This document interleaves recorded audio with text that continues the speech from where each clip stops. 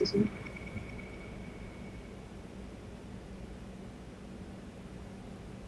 Well, Charles, we're Breaking Bad today. That was one amazing opening. Well done. Well, you know, in addition to the cool opening, we have two extremely important guests with us today. The Crowdsource The Truth viewers have been introduced to them earlier last week. Of course, I'm talking about the only known survivors of an Al-Qaeda torture camp capture, and according to General Michael Flynn, the providers of the best human intelligence ever on Libya. Of course, I'm talking about James and Joanne Moriarty. How you guys doing today? Great. Hey, Jason. Proud to be on your show. Thanks for having us. Thank you so much. Well, thanks for joining us. Yes, absolutely. It's a pleasure to have you guys. I know Charles had some very specific questions that are related to the information that you guys have. You've told us quite a bit about the destruction of Libya, which was the most prosperous country in Africa, and the involvement of the, let's face it, the Secretary of State and the 44th President of the United States. Why don't I let you guys have a little exchange so we can share some of this information? Sure, if I could just start with, just give a short bit of background. It's my view, just as an American citizen, not as, I'm not a government employee, I have no experience in government, that the period from about June 2008 forward was a period when the Obamas and the Clintons conspired to set up, in my view, a global protection racket where around the world, American might, American resources, dirty money was used to reward governments that played along with us and to harm governments that did not. And a test case, an obvious test case to me is Libya, where just from publicly available sources, there are many reports that Gaddafi was on the way to cooperating with the United States when he or the government made a mistake of mooting this idea of a gold-backed dinar, and next thing you know, the guy was executed. And then the truth about whatever we may have been doing in and around Libya was obscured by the absurd fairy tale about the Prophet Muhammad video being responsible for all the mayhem in Egypt and Libya and elsewhere. So I'm very curious, and I know the Sunday with Charles audience would love to know how you came to be in Libya, what you witnessed there, and whether my working hypothesis is close or far off base. We were, our proprietary technology rejuvenates oil wells, cleans up pipelines, sludge pits, etc. Libya had been sanctioned from all technologies for 38 years. Their oil production had dropped from 3.8 million barrels of oil a day down to less than 1 million barrels of oil a day. So that was a tremendous opportunity for marketing of our products and our technology. That's why we went to Libya in January 1st, 2007 to see if the country was going to be a viable market for us. We actually signed a contract on that first trip into Libya that was worth at least $600 billion, probably as much as $1 billion worth of our product. 600 million. That just never happens. $1 billion contract, first shot out of the barrel, never happens. So we were proactive at that point in time to really find out what it took to do business in Libya, what the problems were in Libya, etc. And so every time we traveled back to Libya, of course, we were proactive to get our business started, fully exploit the probabilities and possibilities there. Libya had no bank. No IMF bank. They had no central bank. They had no Rothschild bank. No Rothschild bank in Libya, and we liked that a lot. Plus, they fully funded every contract before the government signed it. That was another big plus. A lot of things were really positive. The other thing was, Libyan people loved Americans. We sent our security team home after 2 days. I didn't need them. We were safer. Joanne and myself were safer by ourselves walking on the streets in Tripoli than we were anywhere in Houston. So it was a completely different environment than what we had been told by the agenda-driven media on this end. No radical Islamists, no terrorists there were not allowed. Gaddafi was completely against that. Women were emancipated in the 1970s. They didn't even have to wear headscarves if they didn't want to, but they were doctors, lawyers, entrepreneurs. They also were in the military in Libya. Joanne and I are not political activists. We're business people. And we actually stayed away from all the political problems in any country where we did business. We would find a good agent that was inside the body politic, if you would, in the country. And we'd join hands with that agent, and we'd do our magic in our laboratory and in our production facility and let him do all the work on the ground in that country. That had been a successful model for us in seven different countries. But you're right about Gaddafi. He did not like the petrodollar. He understood what it was, and he did not want to deal in it, and he did start the African Bank. He was a big African Union guy, and that African Bank was founded in the Comore Islands already. It had started. I don't know, all the Arab countries had signed up, and half of the African countries had signed up, and it was gold-backed with the gold from Africa. That was really the reason Libya was blown up. Gaddafi was required to step down from power according to the terms of the Treaty of 2006 that he signed with Condoleezza Rice. He did that. They got rid of all their nuclear enrichment program. That was done. In fact, Chris Stevens was on the UN team inspecting and verifying that destruction of that enrichment program. Libya had to get rid of half of its military, which it did. It got rid of all of its offensive weapons, which it did. There was a subsequent treaty in 2009 that John McCain was a party to. And in that treaty, Libya had to get rid of another 50% of its military. It had to get rid of all of its defensive weapons. And Libya agreed to do that with the condition that the United States would defend Libya in the event that Libya was invaded. Little did Libya know that U.S. was going to be the invading party. So the takeover and destruction of Libya was set up years and years and years and years in advance. And the war games that were played about the destruction of Libya, which are also planned years in advance, those were played in early 2010 before the Arab Spring ever happened. So, you know, the stories about what was happening in Libya and all this, those were not true. Those were a fairy tale. You're absolutely correct. They were kabuki theater. Yeah, and another story I've heard is that there's a massive amount of wealth that should accrue to the people of Libya that was in effect in a sovereign wealth fund, or managed sort of in a sovereign wealth fund, and that there was a plot engineered by Hillary Clinton and likely with Obama to transfer that wealth to the rebels.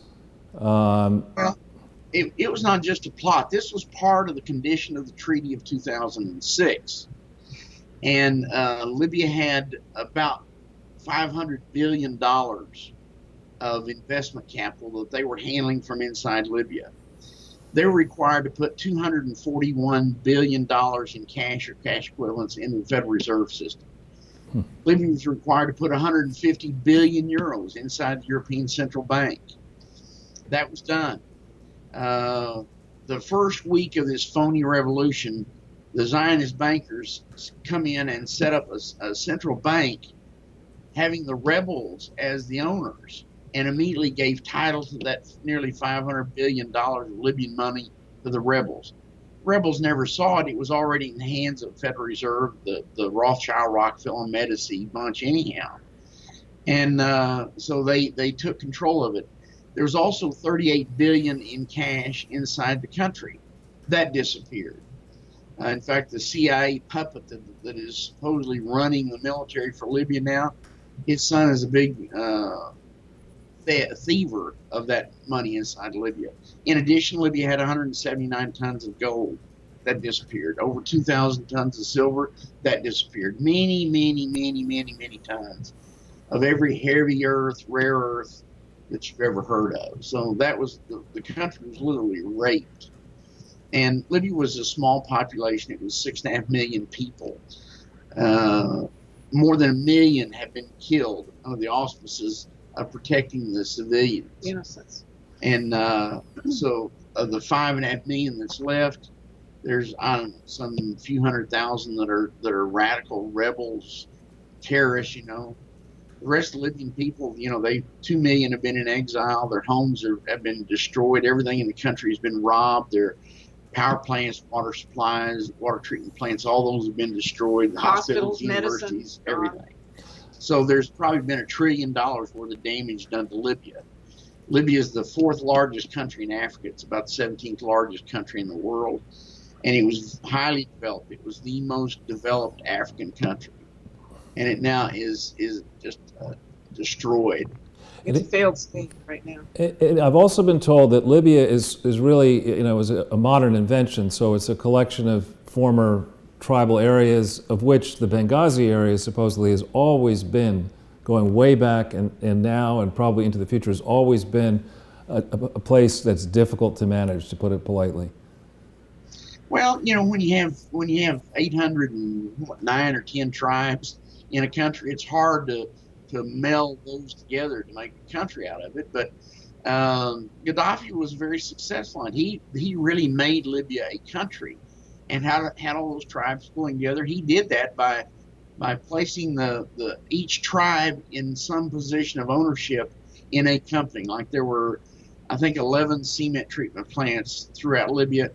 Each one of 11 tribes owned or controlled a cement plant. So they had their toe, if you would, in the operations of that. Another group, very, very strong group, a bunch of thieves actually, they were put into the banking system so that they would be responsible the theft didn't take place. All 800 tribes didn't have a piece. Some of these tribes are very tiny. Yeah. He's talking about the bigger tribes, the biggest tribes. Sure. But Benghazi was they always thought of themselves as the more intellectuals, etc. But really and truly, Benghazi was just, they were on the other end of Libya. They was far distance. Libya is a huge footprint. So Tripoli's over here near the west side. It's a few hundred miles from the west. Benghazi is a few hundred miles from the eastern border, and the oil and gas production really lays from about mid-country and east. So the biggest oil port was Brega. That's near Benghazi. So Benghazi always tried to push forward their mass importance for the oil and gas production. But Libya operated on about 49% of the income they made. The country operated on that. The other 51% was partitioned out for the benefit of the people. Gasoline was 44 cents a gallon. That cost the government about $800 million a year, that subsidy alone. The government was building 620,000 new condominiums in 2011. You paid 10% of your salary for 20 years, and your home was paid for. These were about 2,000 to 3,000 square foot each. Natural gas, electricity, all those were paid by the government. So your utilities were free. Hospitalization free.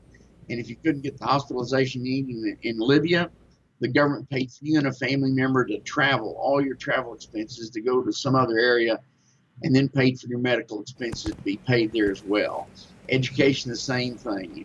If your brain would support it, the government would pay for you and your family to travel wherever in the world you wanted to go to get your education elevated. And when people got married, they got a $47,000 gift to start their life. Wow. You have to understand, Libya they almost did a complete genocide of the Libyan people. The Italians did during the 1920s when Mussolini was in there trying to control Libya. They started camps that they put people in, they starved them and took water from them, destroyed them. If you ever watch that movie, Lion of the Desert, that's a true story about Omar Mukhtar fighting the Italians. And the thing that happened to Libya when the bloodless coup took place in 1969, they threw out the old despot king who was put in place by the British. Actually, Libya never had a king.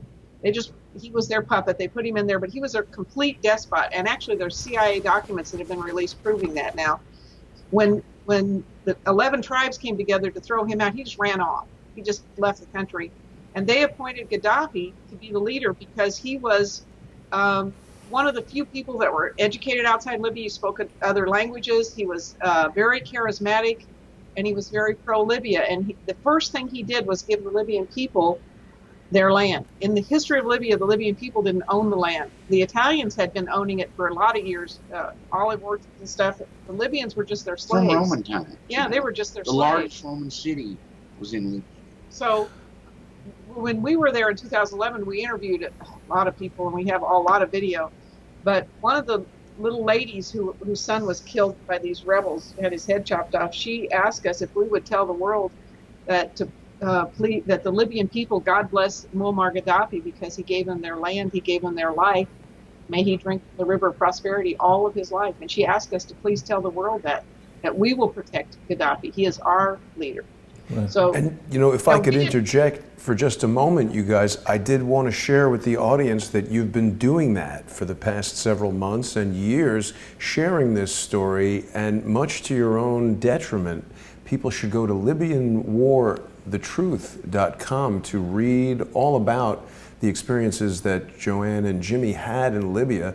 They've got a DVD that you can purchase, and this is the only place to buy it from.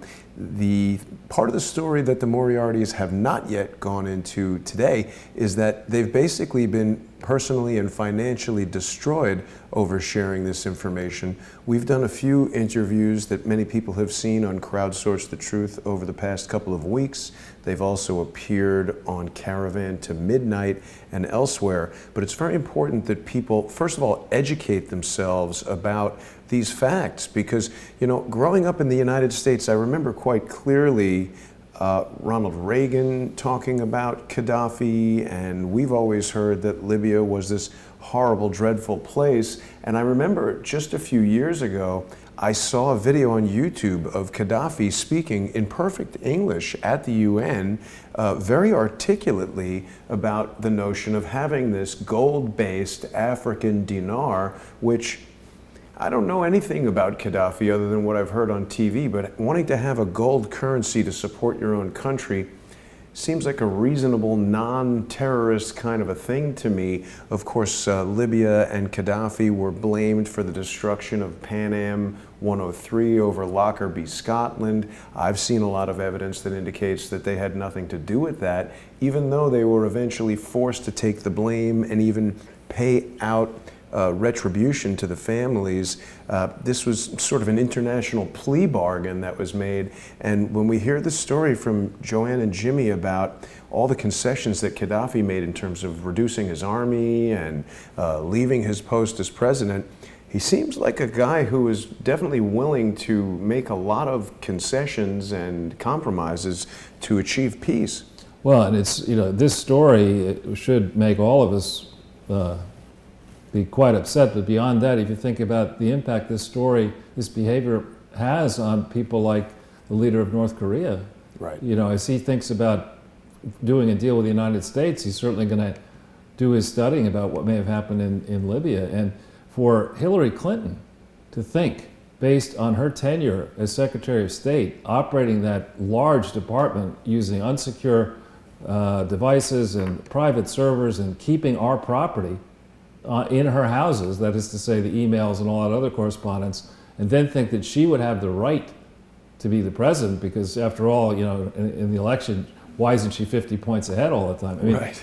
On the subject of Benghazi, what do you think actually happened? Well, we know exactly what happened, because the tribes had spies inside that safe house. The waiter that served dinner to Chris Stevens and the Turkish ambassador that night is actually a Sudanese attorney that feigns not being able to speak English, but his English is perfect. So he heard the entire conversation that Chris Stevens had with the Turkish ambassador. And Chris Stevens was trying to recover these 50,000 rockets, not 20,000. 20,000 had gone to Libya. But Hillary Clinton bought 50,000 Stingers, $1,100,000 apiece. Shoulder rockets. And 20,000 of them were delivered into Libya a month after the no-fly zone had been established. The security in Libya came to us and said, "What is wrong with your government? You're delivering 20,000 of these rockets to these terrorists after the no-fly zone has been established." This is crazy. And these missiles According to the manufacturer, they're the most sophisticated shoulder-to-air rocket made, and they said they could take a 12-year-old child and in a couple hours train him to shoot down an airplane at 6 miles distance and hit within a foot of the target. So these are very, very sophisticated rockets, but the 20,000 was not the number. That's how many went to Libya. 50,000 of those rockets were delivered to the Hillary Clinton Secretary of State's Department in 2010. Without congressional oversight, without anything, just on the underground, I guess. So I don't know what you call it when people do things without approval. So you said 50,000, 1.1 million. That's $50 billion. Yep. Yes, 1.1 million apiece is what we were told. When you're printing the money, money's not important. And the bad guys on the printing presses, they just print whatever they want. Well, who manufactured those missiles? Was it Raytheon? Northrop Grumman. Northrop Grumman. Now, the other thing that's very interesting in light of everything that you guys are telling us is it really puts the context of Hillary Clinton not wanting people to see her yoga emails and Chelsea's wedding invitations in a new light. Because obviously it seems that communications on this private server would reveal details about what you guys are describing, which is a deal to dish out death and destruction around the globe. Right. So that'll knock out every military aircraft in the world and a whole bunch of the commercial airliners as well. That's an insane number of very sophisticated shoulder-to-air rockets. We know they shot down a helicopter in Afghanistan, and this is how the thing was tracked back. They did not arm the missile. You're talking about Extortion 17, of course. Yes, sir. Yes, that's right. Yes. And so we've been telling this story a long time, and a couple years ago we got an email from a gentleman who bought our DVD, and he said, I want to tell you, you're absolutely correct. Nobody's telling the truth about this. But he said, I was there at the company when the Pentagon showed up, and a general from the Pentagon showed up and wanted to know how these missiles, how these 20,000 missiles, first of all, got delivered into Libya after the no-fly zone, and then how did they disappear? And of course, the manufacturer, and there were the 5 top executives from that company were called on the carpet by this general, and they pulled forward the delivery receipt of those 50,000 rockets being delivered to the State Department in early 2010 or mid 2010, and the gestation period from order to delivery is over a year, or we've been told that. So, they were ordered in 2009 to be delivered in as early as possible in 2010. That's outrageous. Now, Chris Stevens was the guy to receive them. He received a lot of weapons from Qatar, where all the weapons illegal weapons going in Libya, most of them were there. And we have videos and actual pictures of that because the Libyan Coast Guard captured some of those ships, and the people who were driving those ships flipped immediately and said, NATO's the one who's escorting us in, NATO's bringing these in. And so there were the missiles too. But when this thing hotted up, when they found these missiles and they knew who bought them, Chris Stevens was the guy on the ground. And so, as you know, eyewitnesses to Hillary Clinton's crimes, they don't live very long. So this was an assassination. Chris Stevens, it was a setup thing by one of the terrorist organizations was the defense system that the U.S. hired for that safe house in Benghazi. That was never a consulate, never had a U.S. flag flying on it. The vehicles didn't have consular tags or anything. It was a safe house. And there were normally 20 or 30 or 40 of these thugs that were protecting this safe house. That day, there were 3. Also, for days before this event, about a 5-kilometer area around this safe house was cordoned off. No cars could get in and out. And Chris Stevens' hour-by-hour agenda was put out by Hillary Clinton's State Department to all kinds of different sources, so everybody knew exactly what his travel plans were and where he was. But beyond that, that story about it being a video, there's no movie theaters in Libya, and YouTube is banned in Libya. So where did they watch the video? Yeah. So, this was when this came out, we looked at each other cross-eyed, like, what are they talking about? But there was a security report given to us by the Libyan tribes, and it was a Libyan security report. And they had captured some of the people who were involved in this, and they said Morsi was the guy who was then the president of Egypt, put in there, he was Muslim Brotherhood by Hillary Clinton. He had organized it, funded it, and planned it. And it turns all the out, training and mobilization and all the money for the training, everything was done in Egypt at Morsi's direct instructions. And as we know, and hope you all find out, Morsi and his wife were 30-year friends of Bill and Hillary Clinton. Oh yeah. Now that security report was read into the congressional record because Dr. Jerome Corsi reported on it. We delivered it to him. Yeah. Yeah. He's a good man, Jerry. So, but now you're saying that Morsi planned this in 2012, because he didn't become president of Egypt until June 29th. Well, but he had been active in that area. He didn't just step up one day and become president. No, I know. He was. Yeah, his fingerprint was on the training and everything. That was part of the security report, formal report written by the phony government in Libya. They were trying to cover their ass. They wanted to make sure everybody knew they had nothing to do with that. Right. So they got a detailed report and printed it, and the finger was pointed at Morsi. That makes sense. Now, also, I think the Clinton Foundation was operating in Egypt, I know, and the top person for the Clinton Foundation in Egypt ultimately became Morsi's press person, and he's now serving, I think, a 20-year jail term because al-Sisi has put him away, rightfully. Was the Clinton Foundation involved in Libya? Well, we don't know what the Clinton Foundation was, but for sure the Secretary of State, Hillary Clinton, was involved, 100%, you know. In fact, the Libyan tribes, through the Egyptian tribes, delivered a document to us where the top, was it 17? Yeah. Muslim Brotherhood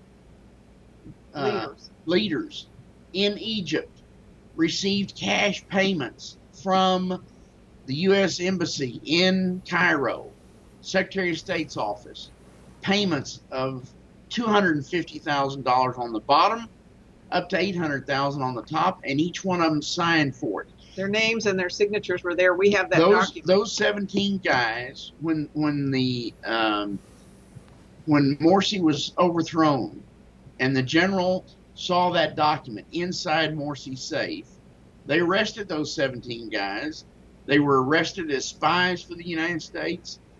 They were put on trial, and how many of them were sentenced to death? 7 or 8 of them were sentenced to death. The rest of them life in prison. Wow. In addition, something else they found in Morsi's safe was a payment from Obama for $5 billion to $8 billion to buy. Now this is U.S. money, to buy half of the Sinai Peninsula, so the Muslim Brotherhood would have a homeland. And when that document was exposed, Obama called the general and said, "I'd like that document back along with the money." And he said, "There's going to be a full investigation on that, but don't plan on any money heading back your direction." Well, I like this al-Sisi guy. I like him a lot. I don't know if you. I used to write for the Washington Times, and when al-Sisi got into power and made a visit to a Coptic church to praise the diversity and independence, and try to chart a way forward against radical Islam in Egypt, I noticed that speech, and I wrote about it, and my column got a tremendous amount of attention because I was saying, is al-Sisi's path in Egypt a path that the United States should think about for the wider Middle East? I think al-Sisi is, and maybe he's made mistakes as well, but he's a breath of fresh air as far as I'm concerned. Sure, yeah, absolutely. And people like him, and he's a tough guy, but you have to be. The problem is, he is, of course, being compromised like everybody else is. The problem when you've got this big gorilla that controls the financial system worldwide, they can hurt you in ways and means that you don't know about, just like Joanne and myself. We're eyewitnesses. We're not political activists. We weren't trying to overthrow the U.S. government, but gosh, for 2 years, we were trying to find a good God-fearing politician in Washington, D.C., that we could explain how wrong-footed we were in Libya. We were supporting al-Qaeda and Muslim Brotherhood and Ansar al-Sharia, and when a politician understood that, and we had proof to show them they would stop it. They would change it. No, that didn't what happened. No, We became a the target. target, and we have been attacked, and we've been soft killed, we've been blacklisted. Well, we had the CIA. We've had everything taken from us. The DIA was in our house a number of times. When they threatened us, the FBI was there too. In fact, just recently, the FBI, on orders of Mueller, was in our house. 3rd of October. Yeah, 3rd of October. But when they told us if we didn't shut up about what we saw, we wouldn't have a life, that's when we went public. Because That's we knew outrageous. that was the only way we were going to have a life. Yeah. Well, this is a riveting story, and I assume that there's much that we could learn from this DVD that you've done. I'd encourage our audience to rush out and buy a copy, and you know. People can get the DVD from LibyanWarTheTruth.com, and as I've said, it's very important that we support the Moriartys, because everything that's being done to keep them from speaking out about this is the method that's used to suppress this kind of information. They're incredibly brave to come forward. And I mean, they're being really modest right now, Charles. They're not telling you that they have made hundreds of millions of dollars in business and had a very large house, a collection of antique cars. All of that has been lost. Jimmy, you were telling me yesterday that you've got a very particular car. I don't know if any of the viewers who are watching now. All the cars, all the antique cars that we sold were rebuilt, fully operative. You know, they looked like they came off the showroom floor. The one that was disassembled or partially disassembled is a 1935 Ram four-door sedan, a real unique body style. The windshield is real small. The front end is dropped. It looks like a gangster car, you know. And it's a supercharged straight eight. It's the poor man's Duesenberg. In fact, the Graham brothers hired the Duesenberg engineer to come and design their car for them. Wow. This car is the first one ever built, so it's serial number 1 of only 52 of this body style. And it's the only one known ever to have the 770 accessory package. And really, the car is it's a very, very low mileage car. It's got, I'm going to lie to you now, and it's got either 59,000 or 39,000 miles. But it was wrecked in 1955, and at that time they couldn't get parts for it. When they finally got the parts, they couldn't get it started because it's such a uniquely engineered car that you have to mechanically back off the timing number of teeth before it'll start. It has a protection circuit in there so that it won't have pre-ignition discharge and blow the engine up because of the supercharger. Wow. And since the manuals weren't available, this is such a rare car, it didn't start for anything for any amount of years. And so we're actually only the third owner, very rare car. And that's one that we'd like to see Jay Leno open up his heart and secure that. And because that's a very, very unique car, and it's a real neat design in the first place. And anyhow. So if anyone in our audience has any contact with Jay Leno or a car collector who would want this vehicle, I think it would help the Moriartys quite a bit if we could help them get that vehicle sold. So Jimmy, Joanne, we're going to have you guys back on for a more extensive interview, and I still have a third interview that we did when I was in Dallas that I'll be releasing tomorrow. But Charles, was there anything else you wanted to discuss with the Moriartys? Well, did you say there was something to do with Haiti? Oh, right, the gold mine in Haiti. Can we briefly discuss that, Jimmy? This is another phony thing of the Clinton Foundation. Don't anybody ever think that those people are not sharp as a tack, because what they did in Haiti is they phonied up the development of a gold mine, and they are doing that in order to launder money, because the gold mine, which you can look at, you can find that location via Google, and you'll find there's nothing there. How do I locate that? A gold mine that produces billions of dollars of good London delivery gold. That's refined gold where you can sell it in the marketplace. That would be such a footprint of infrastructure. It'd be huge. Right. And what they're doing, the real purpose of this phony gold mine is that phony gold mine is producing these huge amounts of gold that nobody ever sees, and they sell it and the money that is then laundered goes into the Clinton Foundation as cleaned money, and they're paying the Haiti officials 1.5%, where all their buddy bankers, the criminal Zionist bankers, are charging them at least 10% to launder their money. So here they're getting it done for 1.5%. But this is just how broad a spectrum of evil these guys are working in. Their money laundering system, they control themselves, and they set up this gold mine, and it's a devilish genius plan. And so they're laundering all their money via a poor little place that needs help. How can I find that on Google Maps, Jimmy? You have to go back. When it first came out, I Googled it, and since then I've had that part has been obscured. But you have to go back and dig into it, and you'll see the Clinton's involvement in the gold mine in Haiti. They were being questioned about the donations they got into Haiti, where Bush Sr. and Clinton were inviting people to bring in money for the Haiti relief, and of course none of it went to relief of Haiti people. But in that, you'll find that their gold mine operation. You'll find some articles still online about that, but believe me, they're covering this up. Yeah. Well, so my understanding, if I could just jump in, what you're talking about is a company called VCS Mining, which is actually a shell company that was going to develop gold in Haiti, but has not yet. I think they may have raised money, they may not have raised money. They had a contract with the government to exploit a resource in Haiti, but I don't think they built a mine yet. No, but see, they laundered a whole bunch of money. That's already been washed. That money's been washed.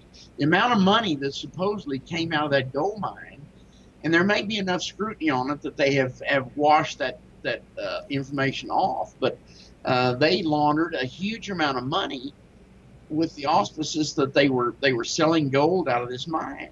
Yeah, because the mine never was developed. See, just, you know. Yeah, I think you think you're right. I think what they actually did is they may have gotten. Nobody knows exactly how much aid was sent to Haiti in that time frame. There's a figure, a range given of $10 to $13 billion. The total consumption of all the people in Haiti is about $10 billion. So that would be like sending. You know, in the United States, that'd be like sending maybe $12 trillion into the United States. Nice. You know, you'd think you get something for that, right? You notice that. You would notice. And, you know, there's a gold mining operation that's produced $10 billion worth of gold, yet it's got a Quonset hut and a couple of goats out front. Right. That's the Clinton way. That's how they roll. That's right. Well, listen, guys, I really appreciate you taking the time to join us. We've got a great suggestion in the comments from Mike Barden. He's recommending that you might try to bring that car to Barrett Jackson Auctions in Phoenix, Jimmy. I've heard of that, of course. It's not in a state to sell. Like I said, whenever I rebuild a car, you always have to take them down to see if the wood's rotten and all that other stuff. 1935, they had wooden tops and a metal frame. And so I took it down to the point to see how much I needed doing. It was such great shape. And the one vehicle we had, or the one opportunity we had to sell, was via a raffle in Nevada. And our nonprofit that we've had for 30-something years, we started the raffle in Nevada. Had already collected about $7,900 in tickets, and all of a sudden Harry Reid steps in and outlaws that kind of option. Oh, that Harry Reid. Yeah. Well, we'll see what we can do. Sorry, Joanne, what's that? No problem. It's a car someone like Jay Leno or someone who understands these kind of cars or rebuilds them or works with them will absolutely see it as the jewel it is. It still looks like a car, but it's got a lot of parts that need to go on it. Hopefully someone in our audience can help you guys sort that out. Until then, I definitely want to encourage people to go and visit LibyanWarTheTruth.com. You can learn a lot about the Moriarty's experience on the ground in Libya and how they escaped almost certain death at the hands of Al-Qaeda terrorists. You can purchase their DVD. You can help support them financially. They really do need our support. And I would also add that a lot of what you're telling us speaks volumes about Robert Mueller's potential interest in Dr. Jerome Corsi. They definitely want him to stop talking about things like the truth of what happened in Libya. I want to thank you guys for joining us on a Sunday. Jimmy, I wish you a speedy recovery with your knee, and I'll be speaking with both of you very soon. God Thank you, bless you. Jason. Keep us in your prayers. Nice to meet you Absolutely. both. Absolutely. Nice to Thanks, meet you. guys. Thank you Have a so great much. afternoon. Thank you, Jason. All right, Charles. So let's get back to our regular presentation. That was a fascinating conversation with the Moriartys. I knew you would be very interested in hearing what they had to say. And we've got a lot to cover today. So why don't we start with, I've got a little bit of stuff to organize here. Well, while you're doing that, I'll just comment on this Sure. poster. I think that this is perhaps your best ever. I mean, this really is fascinating. How did you get Jim Comey and Uma Abedin in there? Well, you know, Right? It kind of looks like Jim Comey and Uma Abedin. You're right, it does. We added some, of course, this is based on the really classic, it was almost an instant classic TV show, Breaking Bad, which if people are interested in crime drama or just one of the most gripping television series ever, this is certainly it, about a chemistry teacher who becomes a meth cook. And of course, I've replaced the atomic weights for barium and I don't know what this bromine. Yeah, it's just representing the not 45th president of the United States, thank heaven, and the 44th president of the United States, B-Rock, Barry Sortero Obama, sitting there in the desert, ready to do battle. But the opening was... and the red, white, and blue Nikes are a nice touch, because you can be very sure that Hillary Clinton would never wear red, white, and blue anything.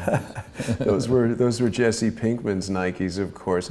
But Charles, this is, I think, our 121st episode here. I'm just a little bit out of sorts here, getting everything ready to go so that we have your slides ready. In addition to everything we were talking about there with the Moriartys, what are we going to discuss with everybody today? Well, we're at a very important moment when I hope people have had a restful Thanksgiving break. Sometimes, from my own memory, when you're organizing Thanksgiving and you've got lots of guests and family members and visitors, it can be kind of chaotic, particularly if you've got a lot of children. So for many, maybe it wasn't much of a break. But we're here now Sunday afternoon, going into a week and really a 10-day period that is likely to rock the world. Wow. And I think that's because the deep state, and there I would say it's the Clintons, the Obamas, the Bushes, and others, never Trumpers, have adroitly for quite a long time managed to distract attention from the real scandal. And the real scandal is what the Moriartys saw the big piece of, is that while Barack Obama and Hillary Clinton had custody and control over the apparatus of the State Department and the military and others, there was a gigantic criminal conspiracy run by our government in league with other governments to offer to donors to the Obamas and the Clintons choice contracts where they could make a lot of money, to leaders around the world opportunities to make grants towards the Clinton Foundation and then see that money return back home to, let's say, France, to Sarkozy or Blair or other people,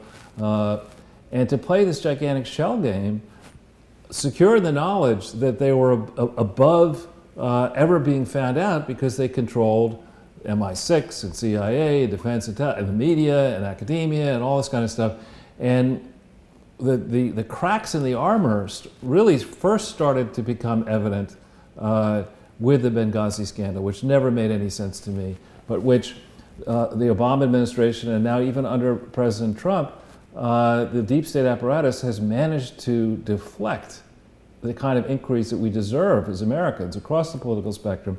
What was the deep state up to? Who could make these types of decisions to have this type of weaponry go into very dangerous places around the world? Why was the congressional oversight frustrated? Is this the approach we want to take, that we elect a president and suddenly the president decides, as Barack Obama, that he can do what he is the law, and he interprets the Constitution, and all these other checks and balances, let's forget about it. I'm just going to install myself as King Obama, and I'm going to target Cheryl Atkinson, I'm going to target James Rosen, I'm going to target Americans on foreign soil and kill them. I'm going to overthrow countries. I'm going go after my political and other enemies. I'm going to amass a gigantic fortune. I'm going to think that I can create a global brand, and nobody's going to do anything about it. Because when you try to challenge it, you see what happens to the Moriartys. You see what happens to Jerry Corsi. You see what happens to other people.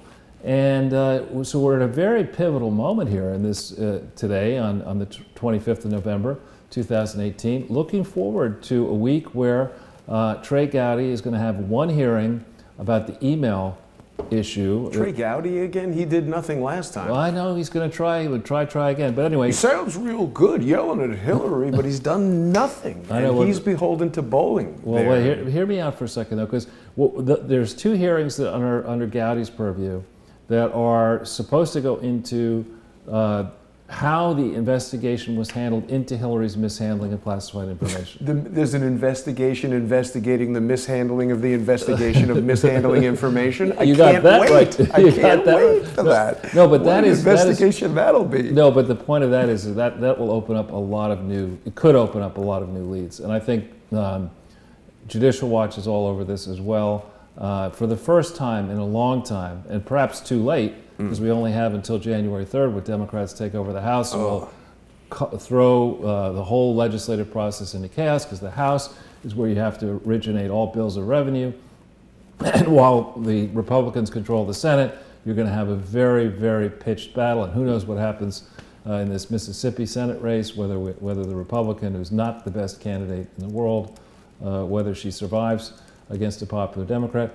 Anyway, if we could go just back into the slides, Jason, so I can... Absolutely, Charles. Right, so the investigation into email handling is coming at the same time, finally, that there's going to be on December 5th, another subcommittee of the House is going to be looking at long last into the Clinton Foundation frauds and into the potential that the Clinton Foundation, the likelihood, or I would say the certainty that the Clinton Foundation and its various entities were used as illegal slush funds. So we face here several days now of considerable promise. At the same time, there's a lot of talk about what's Mueller going to do next. And there's rumors of indictments or rumors of issuing a report that might potentially make Trump look bad politically. There's no real shock there. I mean, that's what the media does. The whole purpose of it. That's what they do 24/7. Yeah. That's why they exist. So if we could jump into the next page, I'm mindful of our goal of time. This is the standard disclaimer that we have put up here. I notice that you have now almost 73,000 subscribers. You seem to be growing more rapidly week to week, which is great. But some of the regular viewers know that this is a different approach here. What we're trying to do is not just lecture you. We all like to bring you new faces and voices and images and thoughts.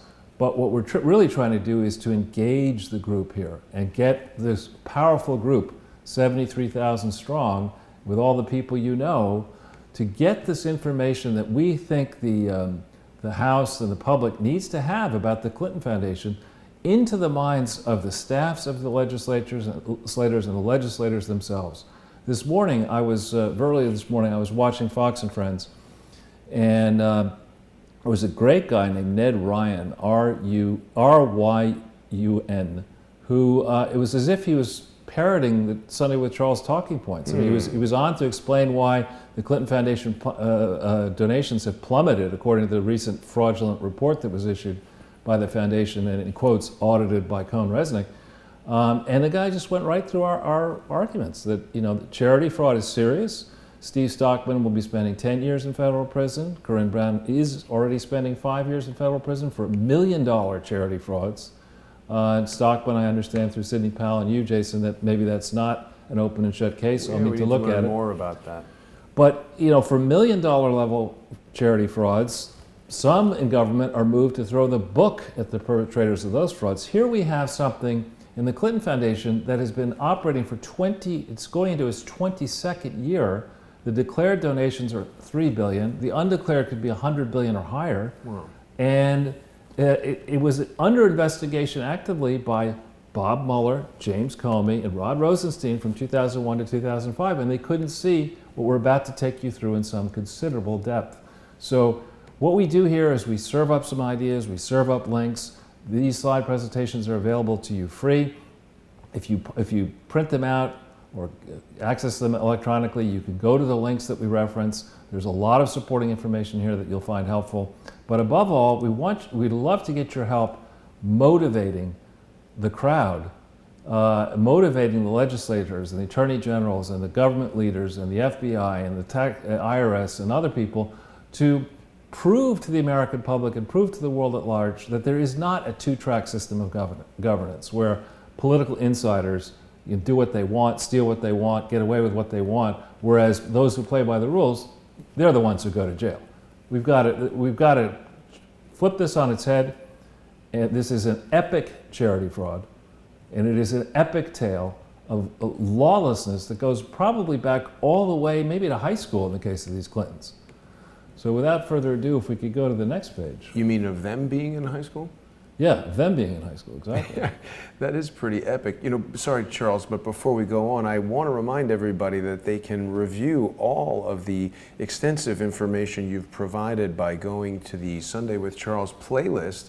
We've got 120 videos that are, some of them over 2 hours in length, and so if there are some criminal investigators who are late to the party, no need to conduct your own investigation. Just review the amazing investigation that Charles has been spearheading. There's really a wealth of information, and I do not believe that I'm exaggerating when I say you could watch just one of these episodes, transcribe what Charles presents, put that into a criminal complaint, and proceed with your criminal prosecution of what is sure to be a lengthy incarceration for the various perpetrators.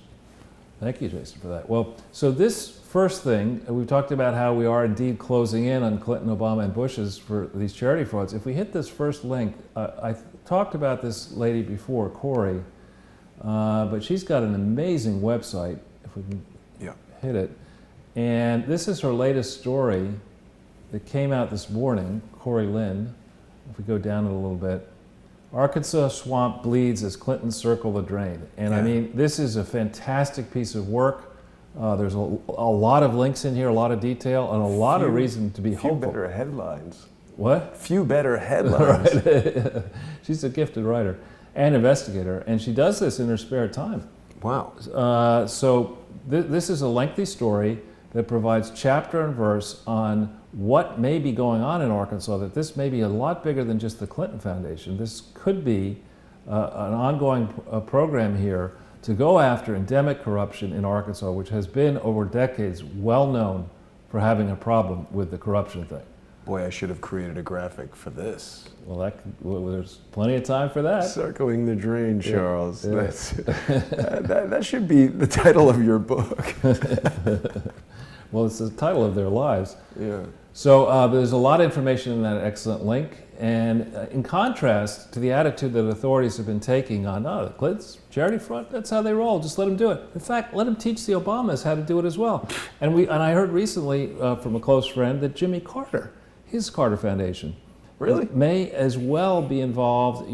I wondered about this, the Venezuela election. I've heard from an excellent source. You know, Carter, of course, before the election said, "Don't worry, it's fine. We're monitoring it." Well, how could you know that before the election? And the answer is fine? The election. That Carter will send in one of his. He's got several foundations. That the Peace Center will go and agree to be a supposedly neutral monitor of elections in countries around the world.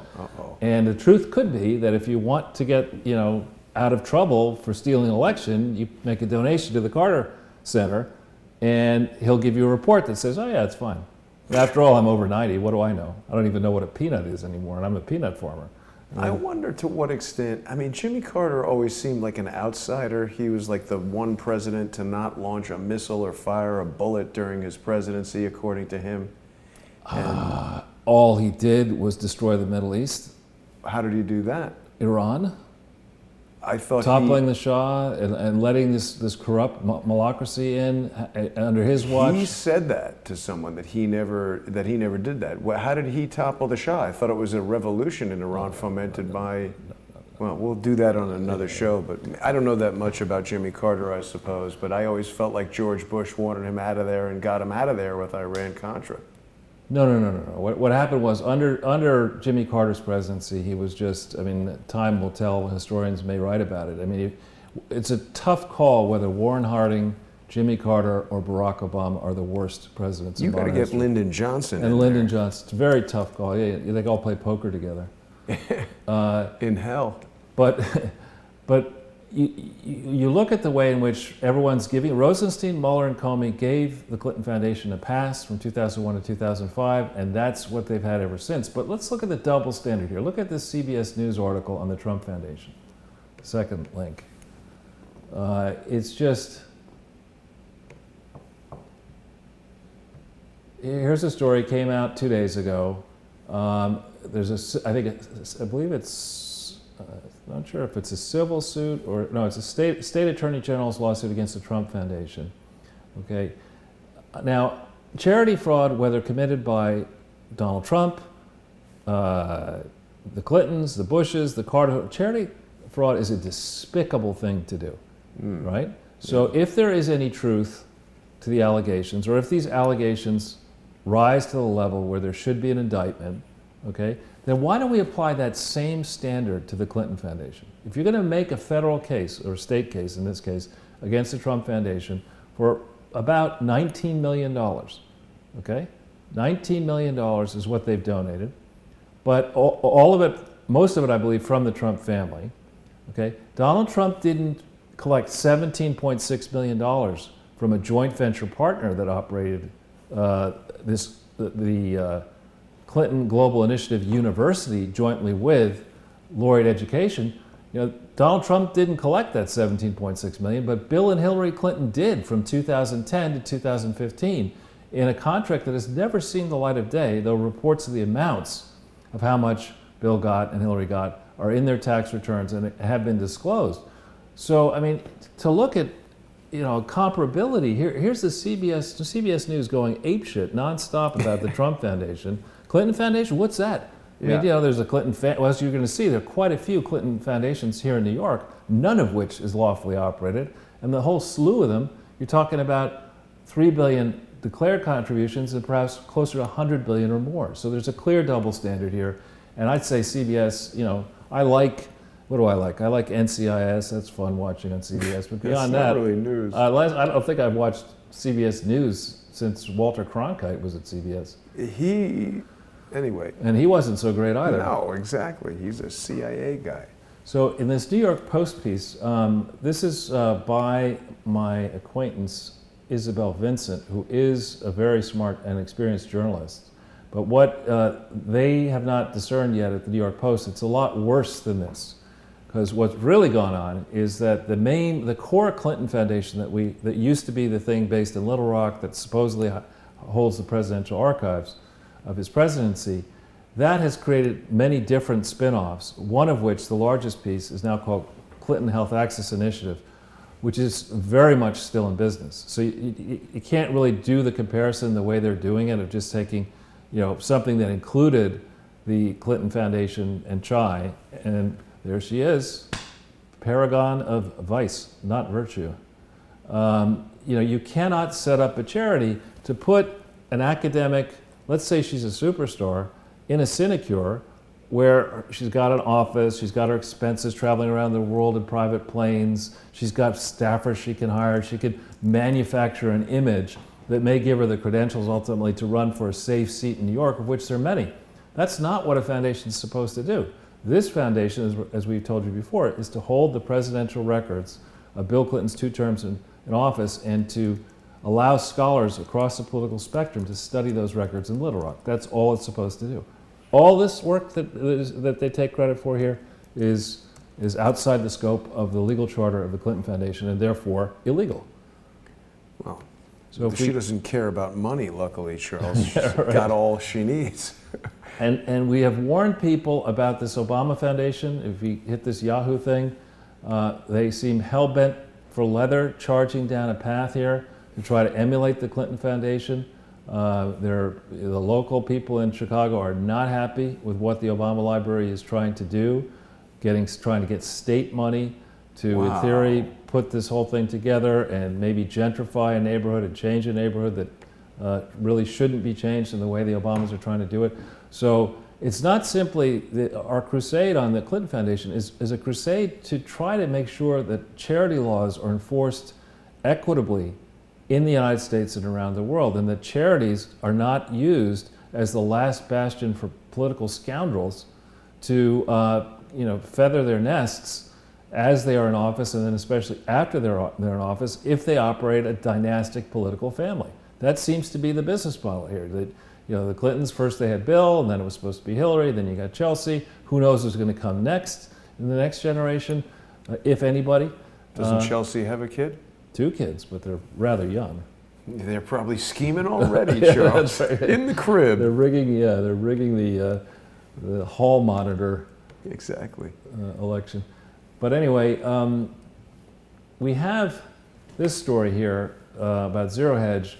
We have, for some strange reason, MI6 is all over the place, and here on Zero Hedge and elsewhere, there are rumors that MI6 is trying to exert massive pressure on Donald Trump not to release documents relating to the FISA warrants and what may have been going on in Russia. Now you look at this. For some reason, they might be behind the lies. Is that the reason? Yeah, 8,400 shares. This is a story that went out this morning at 8:30. If we go down the page a little bit, it'll tell us the views.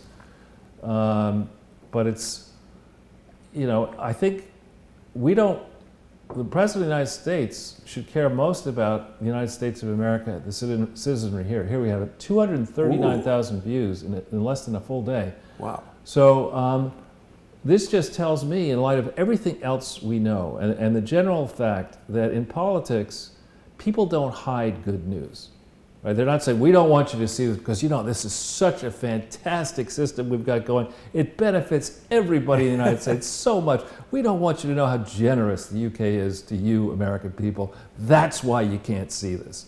I mean, this is most likely something that is incredibly damning, probably implicates the May government, and who knows how many people in that May government at a delicate time in the Brexit negotiations. So they probably don't want this out, whatever this is, interfering with the Brexit negotiations, is my guess. Well, just taking into consideration the things that Bill Binney has said to me, I would think that this implicates a systemic modus operandi of sort of swapping spies that they don't want you to know about because it's going to reveal just corruption up to the highest level. Right. Well, I agree. So going way back, actually now 40 years ago is when I started my first term at Harvard Business School. They had this, I forget what they called, they called it a matrix, not like the movie. What was a matrix? It was like 4 boxes, right? And you would have high and low, right? So in my matrix for politicians and in life, the simple matrix is high intelligence or high competence, low competence, high arrogance, low arrogance. You like to have low arrogance, high competence. Hillary is in the other box. Right. High arrogance, total incompetence. And we see this in this Bongino story.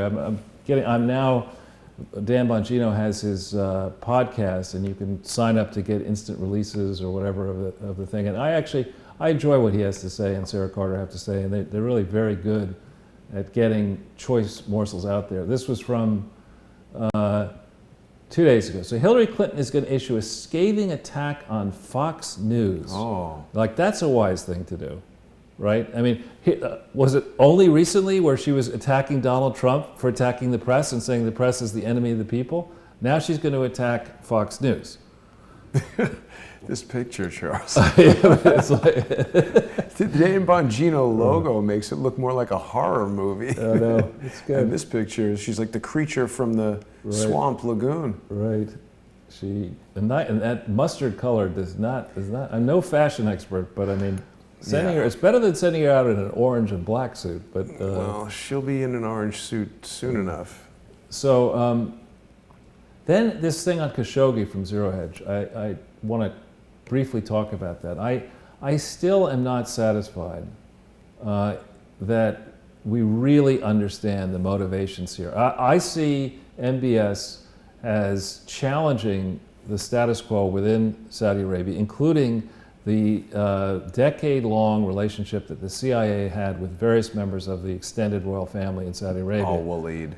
And with Al-Walid, and the contracts that are put out by the Saudi government enrich a lot of intermediaries, enrich a lot of people. And so this Khashoggi thing is obviously a horrible thing to find the man murdered inside a Saudi consulate. But we really need to understand all the motivations and exactly who this guy was. He was not simply a journalist. He was an active political operative and sponsor of the Muslim Brotherhood, which is persona non grata in Saudi Arabia. He was pro-Iran. And so it's easy to see why elements in Saudi Arabia would not be high on this guy. But the way in which he was lured to this consulate, the manner of his death, all of this seems to be putting MBS in Saudi Arabia in a very bad light. And who are the people who most would like to see Saudi Arabia put in a bad light? Well, Mr. Brennan, Mr. Obama, Valerie Jarrett, John Kerry are all seething in anger over what Trump has done to tear up the Iran deal, to get behind MBS.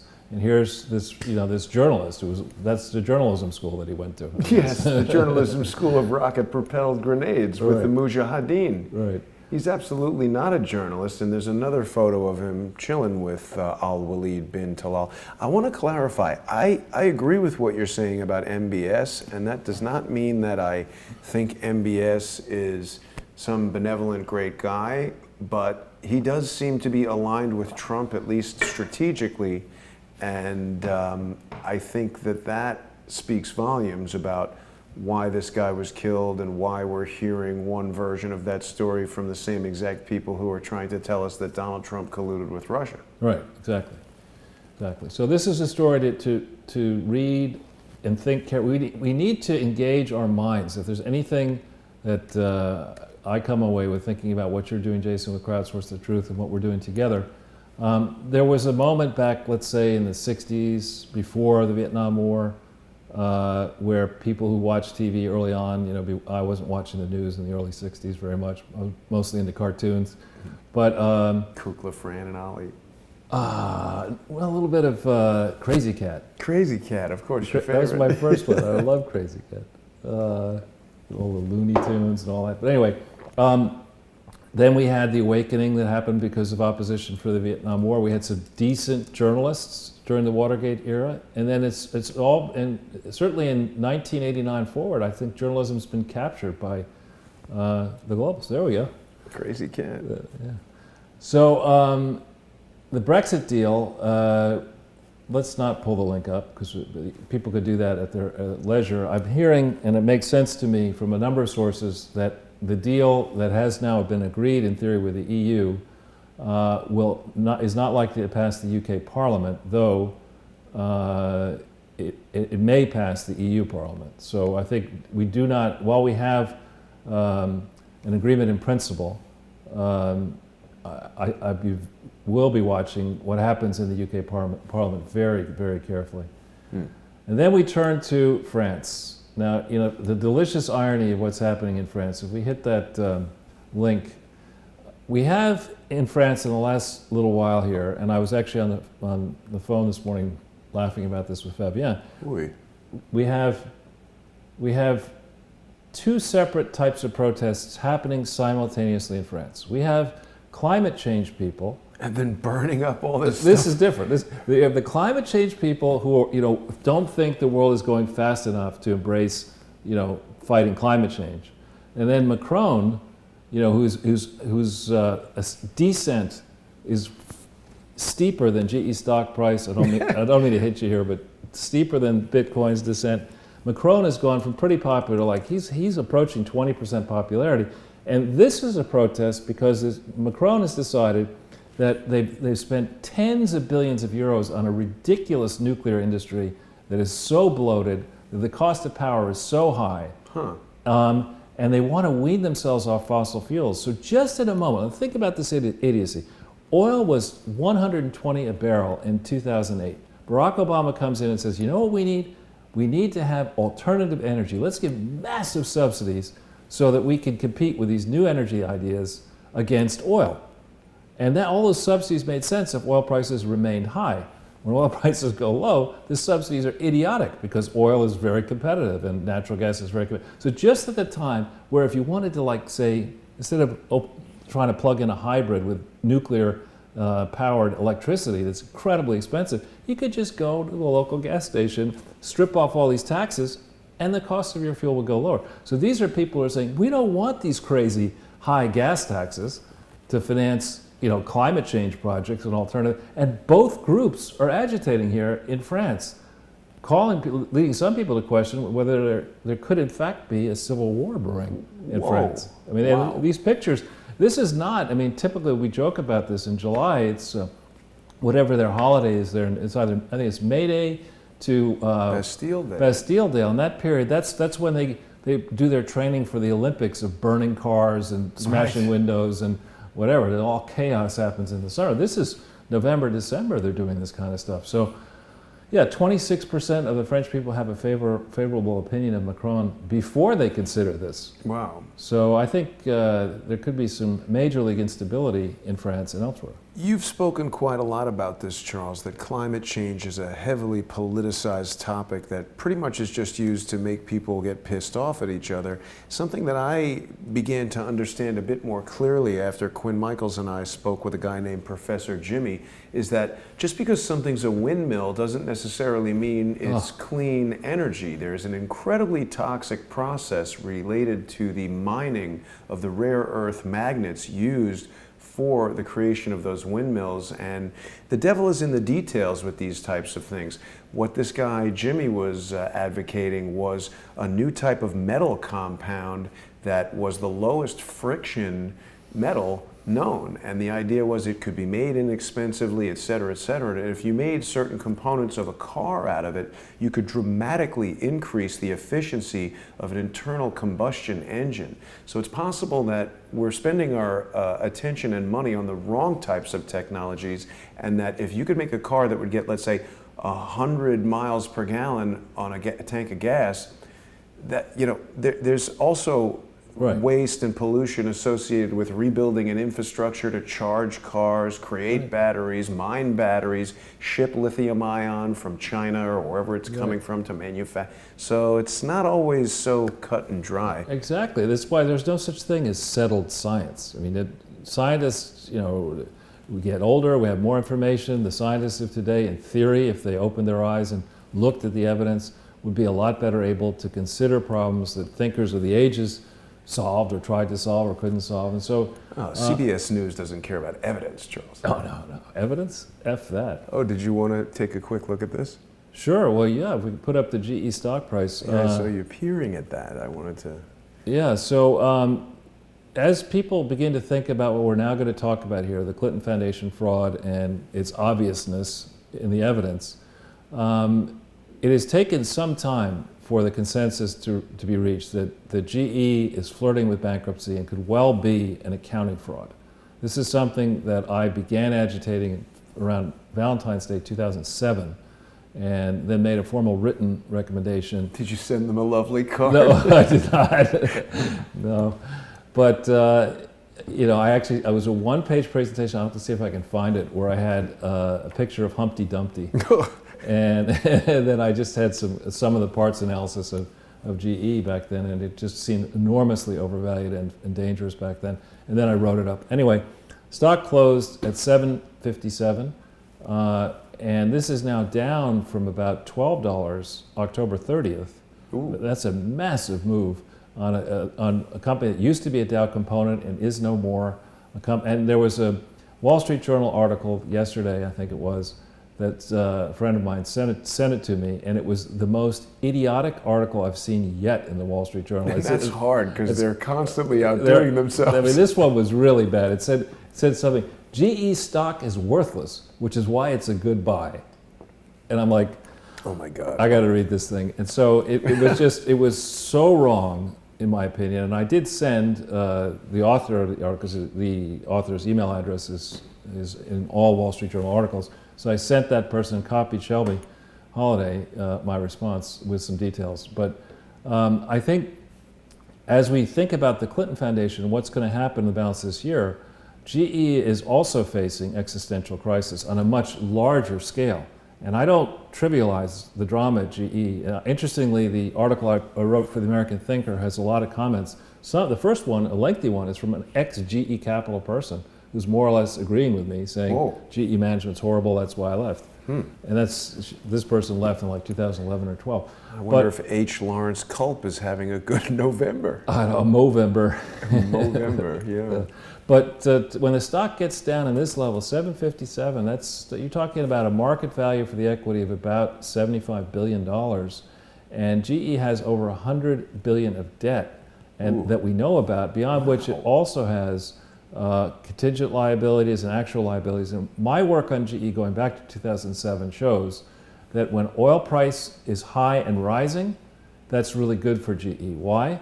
Because when oil price is high and rising, countries and companies around the world like these vast infrastructure projects and they can pay for them because their oil prices are high. It also means, simplistically, that their engine businesses, aircraft and other things, when energy prices rise, companies think about, airlines think about, geez, well maybe we should get more fuel efficient engines and we'll get new GE. So when oil prices are high and rising, GE tends to have better numbers. But when they're falling precipitously, as is happening now, and on top of which you got this pile of debt, you have a lack of confidence, you have a new management, you have questions about the existing bureaucracy at GE, and it's enormous. It's perhaps the most complicated company out there. That a non-bank. Many banks, I think, are more complicated. But I think we're in a time of real testing for GE, so we've got to watch that day by day. If we hit the good to know department, two funny things. I thought you'd be pleased to know this, Jason. It may Drudge. Is that Dennis O'Brien? No. Oh, no, that's a not Russian. so much. Oh, right. Moon landing. Oh, yeah, I did see this, right, that they're going to... See, I think Putin's throwing us a bone. He's throwing us a bone. We don't have to do anything. He's going to send Russians on to the moon and to check if we landed there. Yeah, that's a nice thing. I don't understand why you can't just put a telescope on it and be looking at it. But that's amusing. He was joking, though, right? I think he was joking, yes. But Will the Russians go to the moon? Well, they're definitely going to go. But the question is... Well, if there's not some U.S. artifacts there, we're likely to hear about it. I feel like they did go. Oh, I definitely think they went. There are some prominent people that I know who disagree and have presented some interesting evidence. I haven't really delved into the did NASA fake the moon landing topic, but one of the things I love about Crowdsource the Truth is just the fact that we're saying it now. There will be a rush of information coming in. Anything is possible, Charles. My general policy is I will entertain any theory. I just want to see the evidence. Oh, so you're not a journalist? If we go to the next slide, next link, this is also funny. CNET has got something for us here. What does it look They like? found, after all this time, they found a part of the brain that has hitherto been unknown. And this has to do supposedly with your fine motor skills. Hitherto unknown. Hillary Clinton's brain has been hitherto unknown. I think that would be more pickled by this point. Previously unknown part of the human brain, hidden within. So what does this part of the brain do? It has, supposedly it has something to do with fine motor control. I remember with my kids that in young boys often do not have as good fine motor control as young girls. Interesting. But I thought the crowd would be pleased to know that scientists are hard at work for your benefit, finding parts of your brain you didn't even know you had. I can think of some people they need to just search for the brain altogether. But right. Is a brain present? So if we go to the next, I mentioned this idea that the Crowdsource the Truth is more than just simply Jason and Charles and other hosts lecturing. This is an interactive process, and I had spoken to Kevin at some length about the best way. Not Kevin Shipp. Kevin. No, I don't want to say that. Kevin, whose last name. The other Kevin. Yeah. And so another friend provided a link. If you hit this link here, Jason, this one here, that's the subcommittee, that's the full committee of the House Oversight Committee, which you're right is chaired by Trey Gowdy, and it's got Elijah Cummings, who certainly will do his level best to poison the well next year in 2019 through 20. But if you go down this list, you'll see, or down the page, I put up the Twitter contact information for all the Republicans who have Twitter. Some don't use it, actually, or some, this Justin Amash uses it, but you have to be, he has to accept you as a follower, and a few other people don't actually use Twitter. If you keep going down, you'll see there are also Democrats on the committee. I didn't waste any time on them, not so much for partisan reasons, but just fully appreciating that under incoming Speaker Pelosi, Democrats are going to be, they're going to have their marching orders. They're not going to buck the system here. As much as I'd love to see Democrats take a hard look at this fraud. I think you misspelled buck. But anyway, that's a website that gives a lot of contact information for members of the Oversight Committee. And then what I did for you to make your lives easier is on this page, I went back, and for everyone that has Twitter, I give the Twitter handle. And my suggestion is we ought to have a post-Thanksgiving tweet storm here, now through December 5th and after. So we can get people in the crowd. We can go to just start, if you see that on the right-hand side there, there's the playlist. You tweet the playlist with a pithy comment to each one of these people, saying, if you want to know what's going on with the Clinton Foundation, save yourself some time. Watch at least one of these episodes at this playlist. And then if you add CS the Truth or at Charles Ortel to your message, that will ensure that it gets circulated to almost 60,000 combined followers. And you'll get a real amount of traffic. If we can start being creative, people who know how to, I'm not a technological person, but so there'll be people who have better ideas of how to get a real tweet storm going here. But if we can then, last Wednesday's show was a great one. Those of you who have not seen last Wednesday's show, please do try to see it after this show, because we're basically following up today last Wednesday's show. Last Wednesday focused on 2009 forward. Today we're focused on October 23, 1997 to December 31st, 2009. So you'll have the whole trail of fraud at the Clinton Foundation summarized for you. Then we also put up there these two, Eric Hansen has covered himself in mud. He is the Chief Operating Officer of BKD, which I think should rename its, the firm should now be called BAD, because it is just hopeless. And I say that because I've been looking at more of their work in Little Rock, including for Heifer Project International. This will be something we'll cover in another broadcast. But BKD's Little Rock office should be burned to the ground. Well, wait a minute. We're speaking figuratively. Figuratively, yeah. In history, let's say. It is. I mean, the work, the shoddy work that has come out of that office is just mind-numbing. We warned Eric Hansen that we would give him a chance to be, to rise above it, to admit that they made grievous mistakes under prior management, to then use his post as simultaneously being chair of the AICPA to stand up and be counted. He whiffed. Cohen-Resnick issued a fraudulent opinion, a false and materially misleading opinion, because BKD and the AICPA did not stand up. And so now the Clinton Foundation, BKD, Price Waterhouse, and Cohen-Resnick are all in serious trouble. He doesn't seem to care very much. Well, we'll see about that. So this will help you, those of you who have time and think it's a worthwhile thing to try to get these people to focus on our work and our concerns about the Clinton Foundation. I really hope that you'll be tweeting out to them. At least one of these people in particular. I'd focus on Mark Meadows, and I'd focus on Jim Jordan. I'd focus on Daryl Issa. These are people who really understand business and would understand these issues very well.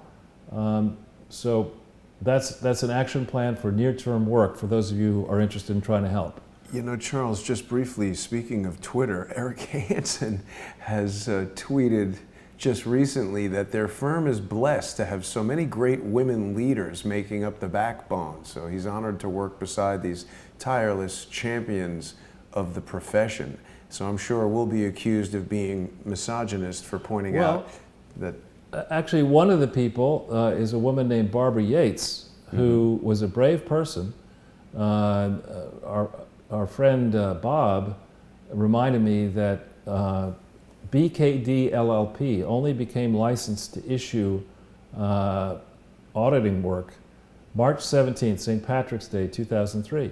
Yet they issued auditing work March 5th, I think it was, 2002. March 1st, 2002, using the name BKD LLP, which was not lawful. It was not, simply not lawful to do that, but they did it. And they should have just used the name Truman the Tiger. Exactly. So if we go to the next slide, we're going to summarize some things for people. We had this slide up before on the Wednesday show, just to remind everybody, when you talk about the Clinton Foundation, you're talking about Bill, Hillary, and Chelsea Clinton Foundation that has, this is like a social security number. Yep. Every entity has its own federal employer identification number. Yep. That's the main thing. That used to be called the William J. Clinton Presidential Foundation. Okay? They've spawned all these other things. We've talked to you in the past about them.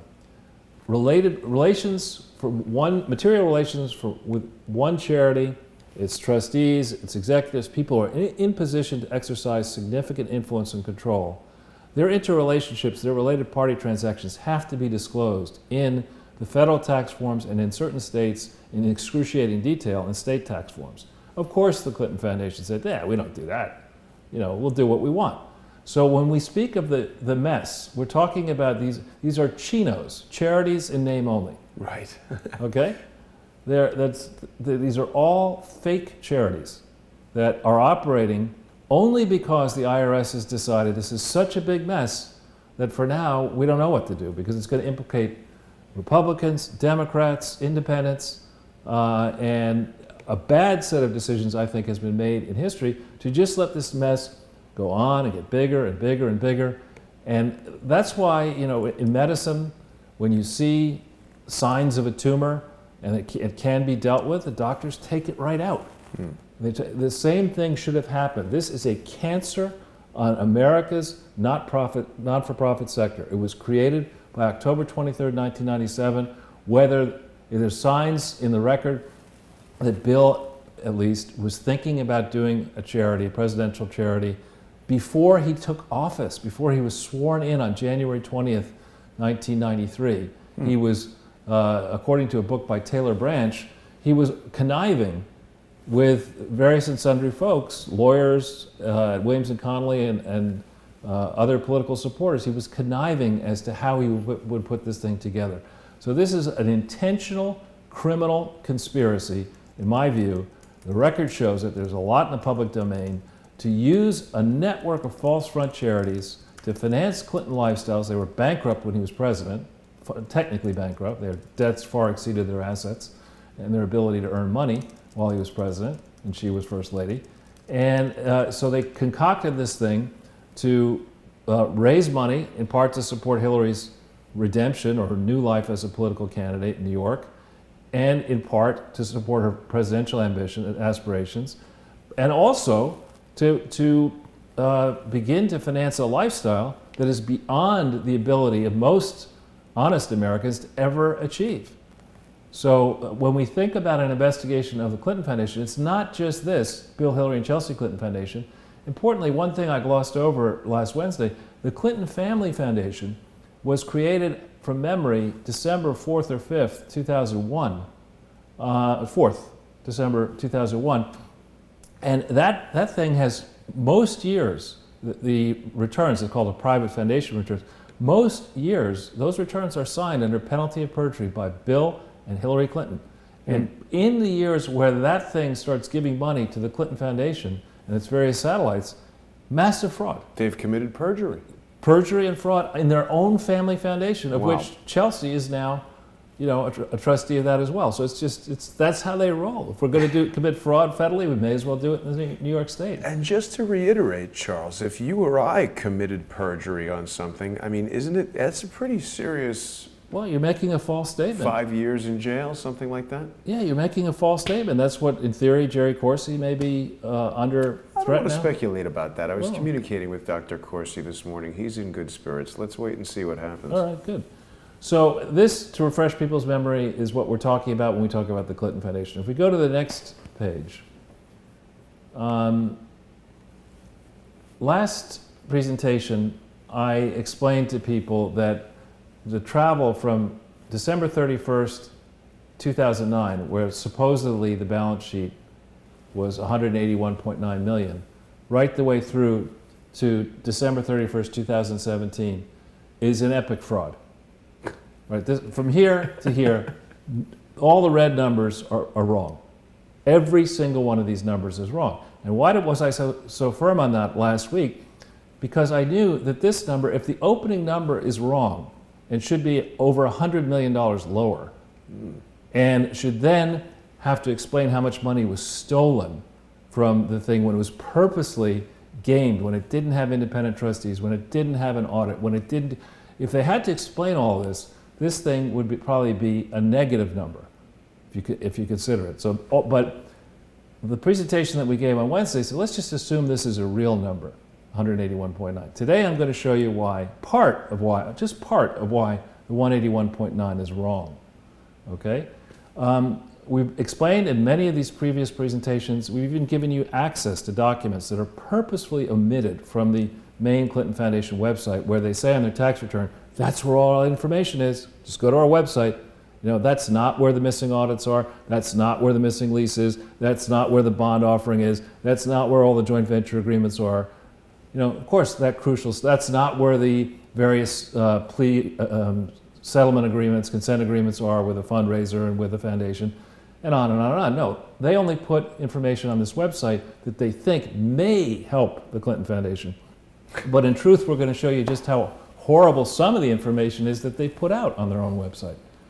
So they've never, in this entire period, it's not like with a charity, you know, Stockman's going to prison, Corinne's going to prison for lying on forms.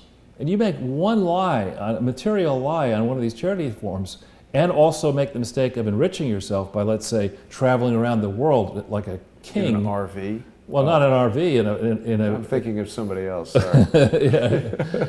Or in Bill's case, in a private jet. In Chelsea's case, in a private jet and staying in presidential palaces at the expense of the Clinton Foundation. You're not allowed to do that. You're not allowed to use this as a marketing vehicle so that you can get book contracts, which both Hillary and Bill and even Chelsea have done. You simply are not allowed to do any of that according to the rules. And yeah, I mean, this is a useful... You've brought one. That's not one of mine. Yeah, this is I was really upset because I went to the Strand and I was looking for a specific passage in this book, so I went and I bought the hardcover. Mm-hmm. You know, and Strand actually is a great bookstore for those people who like books. I mean, I try to go there at least once a week. And so I walked over there and I walked back breathlessly thinking that I'd see the passage. In the actual real title of this is called My Lice. I mean, My Lies. I mean, My Life.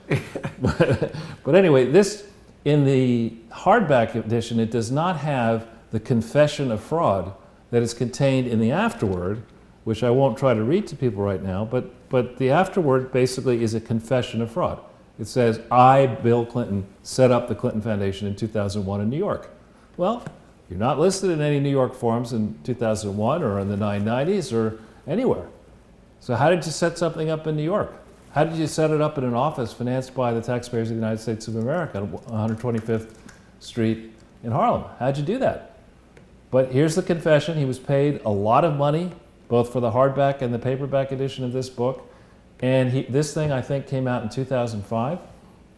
So it will be very useful in proving a case that Bill intentionally deceived the entire world with this activity, because he's admitting it in numerous interviews and books. This isn't the only book he wrote. Another book. It's also not the greatest deception he's ever perpetrated either. That's right. Yeah, I trust that kind of, what a face. So we're going to show you why these net assets of 181.9 million are way overstated.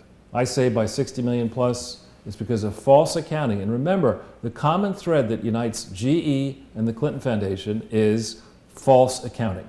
In the case of GE, it's... Enron too. And Enron and these other ones. In GE, they were in theory chasing profits.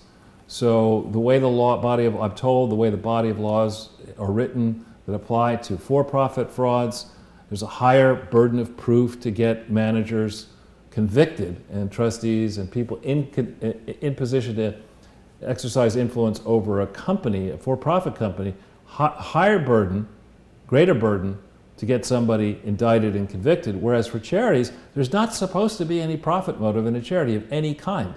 So if you see, let's say, a family that had nothing, had assets far less than liabilities while they were at the White House, suddenly leave and never do anything other than her serving in government, and both of them working at this foundation, going from near bankruptcy to being worth, some say over 100 million, others guess even more than that around the world. Corey, the lady I referred to in the beginning, she thinks the number could be in the billions. You know there's an issue. And when you see the IRS refuse to look at it, you know there's an issue at the IRS. So that's what I hope, as a result of this presentation and the galvanizing support and your efforts at Crowdsource the Truth, that we're going to see people really dig into these facts. So now I'm going to show you some new facts. If we go to the next page. Okay, this is the balance sheet, the $181.9 million figure. And Jason, how many green words do you see over there? Looks like none. Right. And so if you had a green word, that would mean there was something good to say about this piece of crap that poses as a $181.9 million net worth. Okay, the cash and equivalents amount that is stated on the books, the $49.1 million. It's a lot of cash. Yeah. Okay? That excludes, by my calculation, I call it diversions to be sort of politically correct, which of course I care nothing about, of more than 60 million. These are thefts. At least $60 million was stolen through December 31st, 2009, if not a lot more. And the reason I say if not a lot more is if you don't keep, if you're a business and you say, you know what we're going to do, as the Reebok example in, I think, India. Oh yeah, right. Where, the manager of Reebok India is he's operating factories right and left. He's only telling wherever the headquarters of Reebok is, he's just saying, the sales that I'm doing gangbusters on, I'm not going to tell you that that's a third of my total sales. I always make my numbers, right? I've got 3 times as much that I'm selling. Tell me what you need, and then I'll make my numbers, and meanwhile I'll just steal. I'll make all this. They prefer to think of it as diverticulitis. I guess that's right. So, this is to say that it's a leaky sieve. There's no device here. This is just money got sent towards the Clintons, and they decided how much they might put through the charity, and then stole the rest. People around the Clintons stole. Where did it go? How could have can gone we find anywhere. out where it went? Well, we tried in August of. I went through my notes. We tried in August of 2015 to get the Attorney General of Arkansas to do the right thing, to have a Spike Lee moment and just show up unannounced, have her team show up unannounced at the Clinton Foundation with a gigantic truck and say, we're going to go take all your records. And you have all What about that plane? Wasn't there a plane? There was a plane. This was Corey was talking about. We don't yet know what that's all about. But the point is... The truck wasn't big enough. They had to get several planes, yeah, with GE engines. But anyway, so here's 49 million they declare, right? Then you have to read this really carefully. In the balance sheet it says, assets limited as to use. That's what they call it, right? Now, in all my years, 40 years now, of looking at, or longer than that, looking at financial statements, this is the first time I've ever seen an entry, assets limited as to use. What does that turn out to be? Cash raised illegally from Unitaid that we're really not supposed to have. So we're going to call it something else. We'll call it assets limited as to use and hope that nobody asks the question, why are these assets limited as to use? Why is so much cash? $67.6 million at year-end 2009, $116.7 million is a lot of cash for this leaky sieve with no accounting firm worth a damn, no independent trustees, no set of comprehensive oversight. It's $116.7 million, December 31st, 2009. The world's falling apart at that moment. You remember this. That's when the stimulus is happening. That's when they were dire straits. And the cash, the income that should have been earned through the year on this cash, there's no accounting for it. So that's a nice old trick. You say, well, all right, what I'll do, if I have to fess up and say that I have $116.7 million, I'll just claim that I put it in a checking account when I really will give it over here to George Soros and make a ton of money, and then we'll Or just, Northrop Grumman for missiles to give to those guys right, in Libya. Right, exactly. Well, who knows what this stuff was used for? We just don't know. So they have declared cash resources. A majority of these cash resources came, I believe, from Unitaid and from Chai, which is an entity they claim on December 31st, 2009, in an application to the IRS under penalties of perjury that, of course, is not on the Clinton Foundation website, but is available in New York State and in California. An application that is obviously wrong because it doesn't describe any of the history of Chai or the fact that it's been in existence. We're going to show you the magnitude of this error in a few slides. They lie through their asses about what has happened with Chai, and they don't have in the footnotes to the December 31st, 2009 audit. They don't say on the tax uncertainty question, we have submitted recently on actually December 31st, 2009, the division manager of Old Chai submitted a false and materially misleading application to the IRS, which, because Lois Lerner was in charge of the department that approves these type of applications, was approved illegally because it shouldn't have been approved. And there are many other cases we've been through that where that happened. There's accounts receivable. There's no justification for the amount. 6.3 million may not seem like a lot of money in this balance sheet, but that's a fair amount of money. And there's no evidence that they have the proper reserves. With accounts receivable, what you typically do is you say that's customer sales, basically. You would say, well, I'm not sure all my customers are going to pay, so I want to have a reserve for doubtful accounts. No evidence on that. The current contributions receivable of 12.6 million. Remember, this is 5 years after the Clinton Foundation has been built. Why are people making long-term contributions, current and long-term contributions to this thing? What are they for? Are they for the building that's already been built?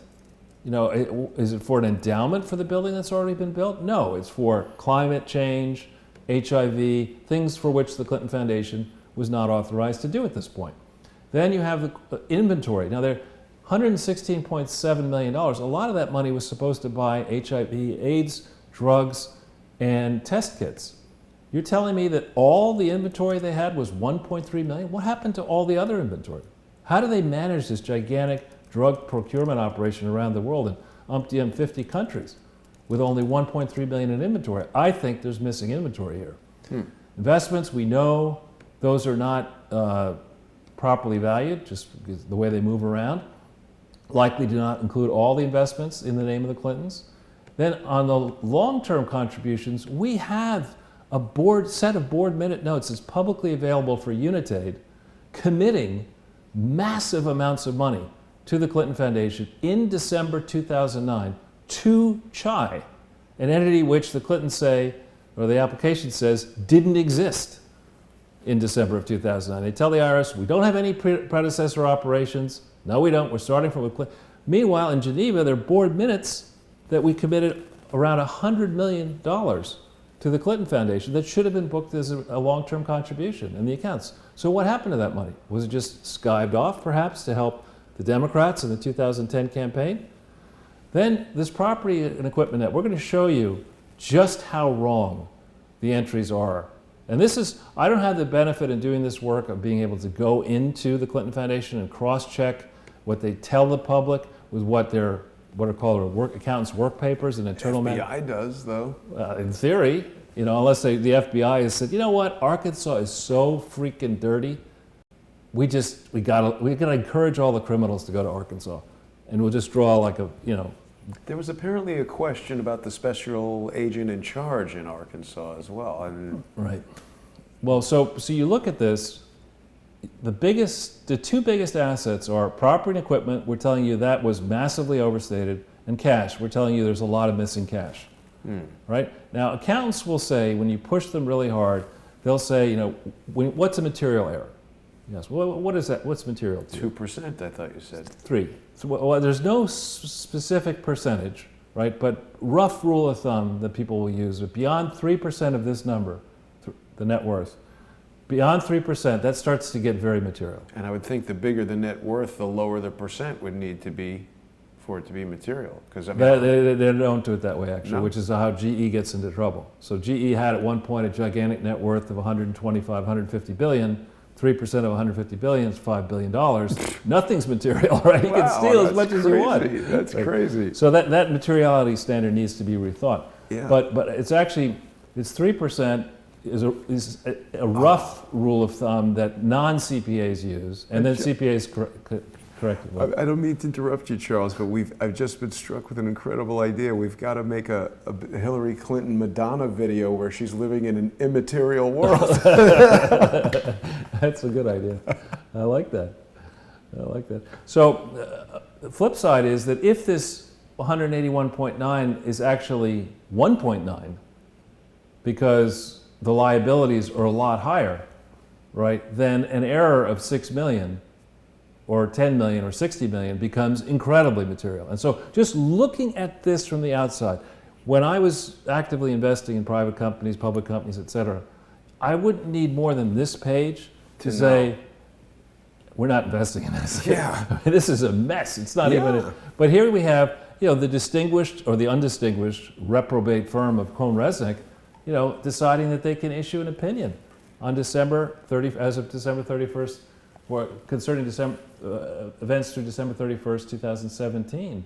Now, accountants will issue their audit based on what are called management representation letters. So, members of Congress, if you're trying to investigate this to see whether this is a fraud, what you need to do is haul PwC, BKD, and Cohn-Resnick in front of whatever resources you have and force them and force the Clinton Foundation to show you the management representation letters that were issued on the date of each of these supposed audits. And I suspect what you're going to find is a pattern and practice by Bruce Lindsay, the CEO, and Andrew Kessel, the CFO, from 2004 forward. You're going to see repeated lies in writing to the accountants who, based on those lies, issued these fraudulent audits and participated in submitting fraudulent tax returns. Not for a week, not for a year, but for, let's see the math, it's 15 years of this. Charles, Robin Gritz is in the comments telling us that Sessions assigned an outside U.S. attorney to the Little Rock stuff like he did with Huber. And those investigations are mostly out of this U.S. attorney's office. So I guess that would indicate that they recognize there's some, inherent corruption there in Arkansas, and they get somebody else to. Let's hope. Yeah. So now let's turn to the fun stuff. We go to the next page. Yeah. Okay, Jason, on the right side of this page, any green? Not that I see, Charles. Right. So I was not trying here to list all the problems that I see in the Not period. enough paper in the world. This is just covering their record from inception through year-end 2003. So they didn't file a tax return for this really crucial period, October 23, 1997 to December 31, 1997. Why is that crucial? That's when the Monica Lewinsky stuff is coming to light. That's when the Clintons are really in trouble. I mean, he's been reelected, he's president, but their legal bills are getting sky high. They can't pay their legal bills out of the first legal expense trust. It's wound up. They're in a tizzy. And this... What's a legal expense trust? Somebody else is putting money into it? They came up with this way to have people give less than $10,000 so that you wouldn't, I think, have gift taxes involved to defray the Clintons' legal bills. So really, it's the Clintons' lawyers who are probably saying, look, we run bills here that are massive. We need to get repaid. And you can't run. I've asked several prominent lawyers, how possible is it to go in as an ordinary human being with no net worth, negative net worth, and run up $10 million of legal bills? I mean, most people can't do that. Represent you. Right, and so I think that whole issue should be looked at carefully. If it wasn't a crime back then, it should be a crime now. You shouldn't be, as a sitting president of the United States, you shouldn't be able to run up gigantic bills, and i.e. favors, from two law firms, Skadden Arps and Williams and Connolly, at least. Ooh, Skadden Arps. Yeah. So there's, of course, no crucial tax form there. They didn't disclose the connections to the 1997 inaugural committee, which was the largest funder of the Clinton Foundation in 1998. We don't understand how they did that, because that entity was supposed to go out of business in April of 1997. So how did it hold on to cash? How much of the cash do they really have in 97? What purposes were they used for? And by the way, who was on the inaugural committee? Terry McAuliffe, who later becomes trustee of the Clinton Foundation, perhaps the most important one in the early period, and Ann Jordan, Vernon Jordan's wife. Okay, so none of those connections are disclosed. They didn't disclose the fact that David Pryor was supposedly the third independent trustee of the Clinton Foundation. He's running the second legal expense trust and soliciting small contributions, falsely registering that legal expense trust as a charity. And we have that information from Maryland, and the person who did that work in Maryland, we've talked about this before, went on to become a senior government official in the state of Washington, in the Attorney General's office. So, I mean, that really needs to be looked into. There are no financial audits for 98, 99, or 2000. So I bring that part up to say, if this were a serious case, if this were, for example, like the Trump Foundation, you know, and people in New York and Arkansas were looking at this and saying, you know, we just don't think this thing that you set up here is a real organization. You don't have any audits. You're supposed to have audits for 98, 99, 2000. The lowest amount of money that you claim you raised in a given year is $3 million, way above the requirement for having a real audit by independent auditors. But yet, these 3 crucial years when you're president, you just say, yeah, screw it. We're not going to put it together. And you registered in New York and you registered in California in 98. Facts that you try to hide on your 990, but that we were able to get out of the New York State offices. We have confirmation. I have copies of the file. In 99, this question of, are you an organization? If Jason and I get together, you know, we want to create a corporation, a real not-for-profit corporation, we have to have at least 3 trustees. Okay, it can't just be the 2 of us, because 2 of us or 1 person, it's not really necessarily a serious organization. You want to be a real not-for-profit, you got to have 3 trustees. They claim that they didn't have. They admit in their filing they only had 2 in 1999. So you know, Kevin has reminded us that CPAs do not enjoy anything like the attorney-client privilege and can be forced to testify. Well, that's a good thing. That'd be a nice thing. Yeah. And so, you know, they have not, they're supposed to disclose if they have a problem in a state where they're soliciting money. You're supposed to disclose it publicly, not just in the state where you get disciplined 3 times in Mississippi starting in 2000, but you have to tell other states. Somehow West Virginia figured this out and barred the Clinton Foundation from soliciting in West Virginia. But that fact and the Mississippi solicitation violations are still not disclosed in all these state filings around the country where they have to be disclosed, and in certain international jurisdictions.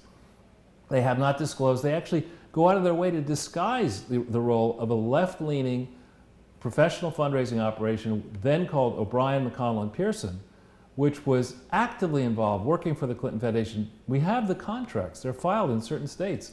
That entity was disciplined for violating Pennsylvania solicitation laws. Yet, they still use them, and they have not disclosed this yet in any of these early 990s. I mentioned that this accountant, BKD LLP, was not licensed by the 5th of March 2002, yet they issued an audit and dated it, maybe they backdated it 5 March 2002. They were not licensed in Arkansas to use that name until 17 March 2003. It's probably also not legal to backdate stuff. You can, no. There were, as Bill admits in My Life,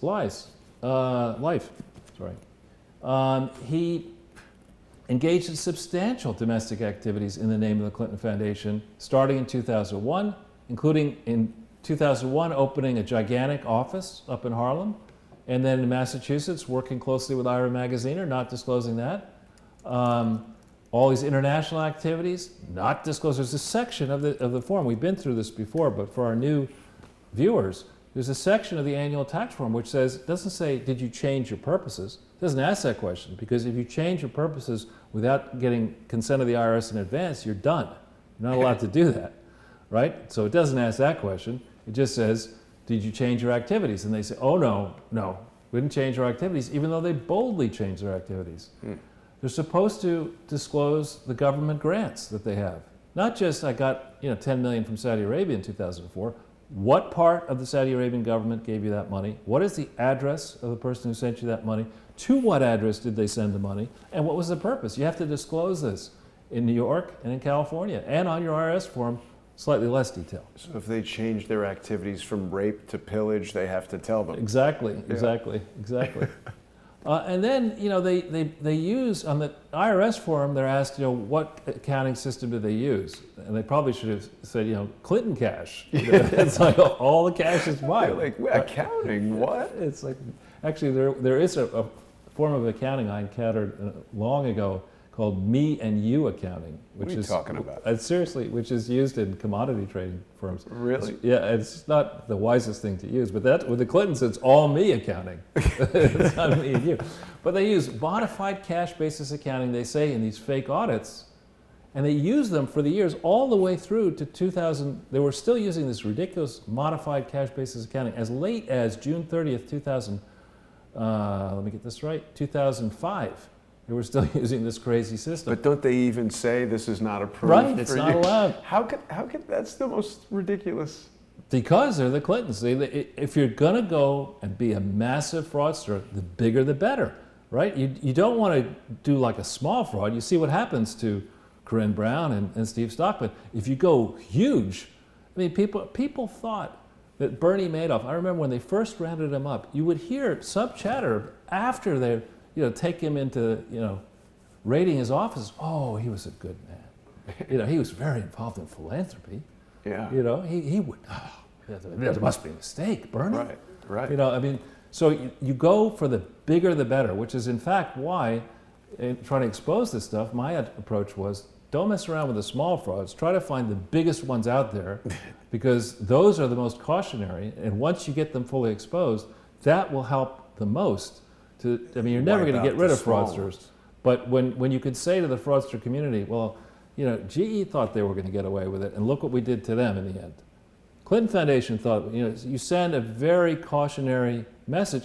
And after all, at root, honestly, progressives, Democrats, independents, conservatives, we all distrust government and big operations because we all sense that with many of them, there's fraud involved. Right? But we don't necessarily want to admit it, because to admit that our lives are premised on a system where there's such fraud and people get away with it, and people don't just get modestly by. It's not like Bill Clinton only got, let's say, a $60,000 pension out of this. The guy's multiple mansions, private planes, presidential palaces, mistresses, high living, awards, honors, celebrity status. Yeah. You allow this kind of thing to happen with the Clintons and then with the Obamas, and you are just encouraging this type of behavior to get worse and worse and worse. So the other thing that's really, we're going to go into here, the BKD in quotes audit for 2005 was performed on June 9th, 2006. And it went back and for the first time tried to correct the record. We're going to show you some sleight of hand, massive errors they made, which are easily proven. And for the first time, we're going to try to show you, it's a little bit number intensive, but they were committing massive fraud, organized fraud, June 9th, 2006. Now, why would they have done that? What was going on, Jason, in June 9th, 2006? Well, Senate campaign? The Senate campaign, I looked the dates up.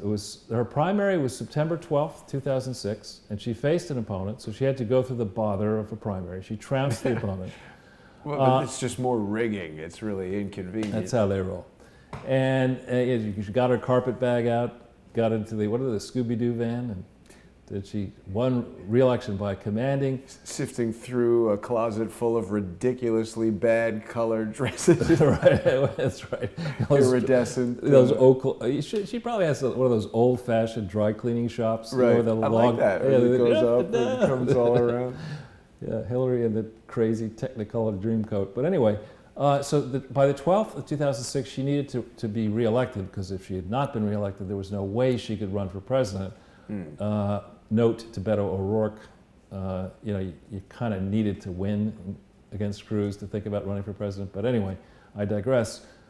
September 19th was the announcement that United was going to come together and was formed, legally formed. And with that, the Clintons were able to connect the Clinton Foundation, a piece of it that didn't exist, the Clinton Foundation HIV/AIDS initiative, which had been put out of legal existence, should have been out of existence ab initio at the very beginning, but they did form such a company, and it was merged into the main entity illegally at the end of 2005.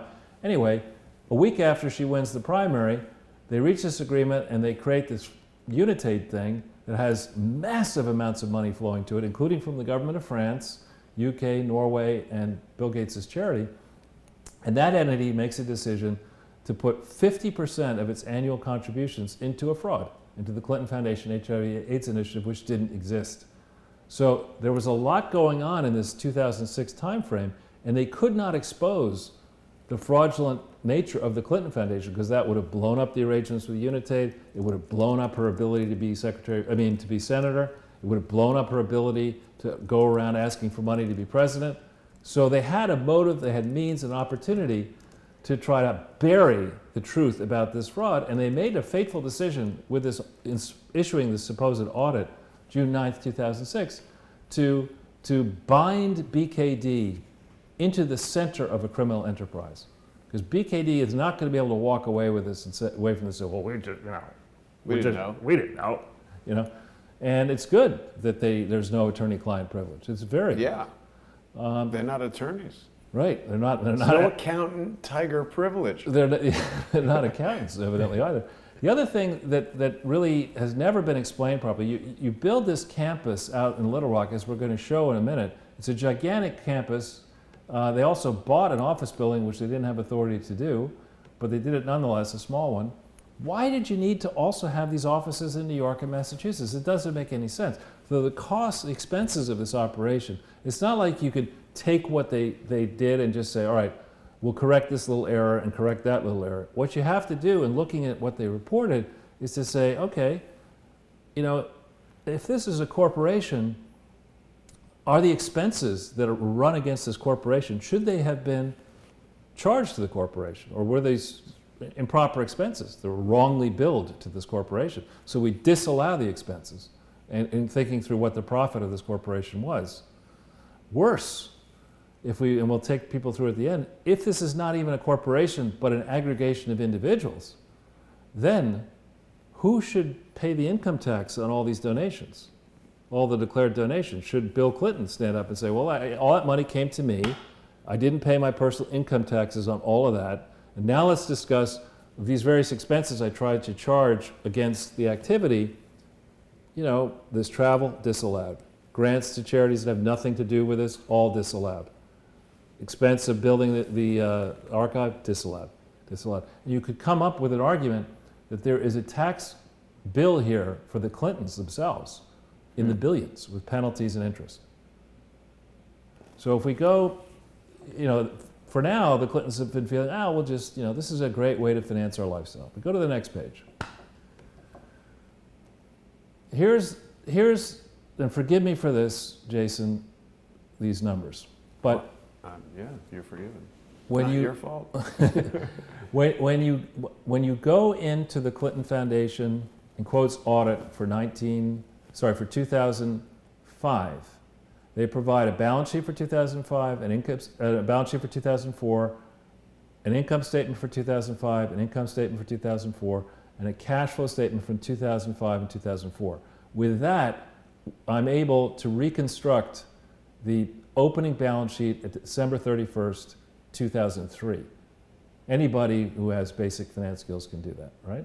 So what you can do if you want to engage in fraud is you can invent an asset that isn't really an asset. Just make up a number, and you can put it on the asset side of the balance sheet. And if you invent that number over here, Jason, put it on this side of the balance sheet, it has to balance. So you have to invent. That's why they call it the balance Hence, sheet. yeah, it's an odd thing, that balance This is sheet. the imbalance sheet, Charles. So what they did, in my view, is they arbitrarily inflated the value of the construction in progress through December 31st, 2003, which that figure is purposefully hidden from the Clinton Foundation website, but you could find it in New York State, Massachusetts, and California. There's a breakdown of that gross property, plant, and equipment. How much of it's construction in progress, how much of it's land, how much is it this and that. Anyway, they inflate that number by $40,358,566. And to offset that, they claim that long-term debt that was actually borrowed in February of 2004 was borrowed by December 31st, 2003, 28,479,870. And then you need one more number. So they invent this accounts payable and accrued expenses, which are 11,878,696, and it precisely offsets one another. Oh. Right? So this here is prima facie evidence of fraud. Okay, and those of you who understand accounting, you will see this. It's indisputable. Okay, this is fraud. This did not. You don't come up with a number. Well, I think I'll add on this side 40,358,566. What do we do to make it balance? Well, why don't we say that we borrowed this debt not in 2004 but in 2003? Okay, that's 28,479,870. What do I do to balance it? I'll invent accounts payable accrued expenses, 11,878,696. So where are the work papers, the BKD work papers explaining these entries that were made by June 9th, 2006? Okay? So what does this mean? What this means is that the actual value of gross property through year-end 2004 is $40 million less than is stated on the books. Okay, now let's go through that a little bit. Here we have land of $943,690. That land is, I believe, land in Hot Springs, Arkansas, which the Clinton Foundation was never authorized to purchase. Yeah, the land I thought they are leasing from Little Rock. Sorry, You don't need those anymore. Yeah, that's right. They're leasing the land. That's a further point that the value of that lease is not portrayed on the balance sheet, and it needs to be. Liability, isn't it? Well, it would be an asset and a liability that would reduce year to year, assuming that it was that the lease was on fair market value, which it was not, as we're about to show. So this transaction in Hot Springs, which I think occurred in 2000, 2001. Oh, that's where Bill grew up, isn't it? And the land was purchased from a trust of which Bill's family had a financial interest, and they don't disclose any of this. Oh, so he's funneling money to his family members. Maybe himself gets the foundation to buy land at an inflated value. Maybe Roger is buying suitcases. Roger's involved in it. Oh, no surprise. Yeah, and so, I mean, this is... The only reason he's not a convicted felon is that he was pardoned, right?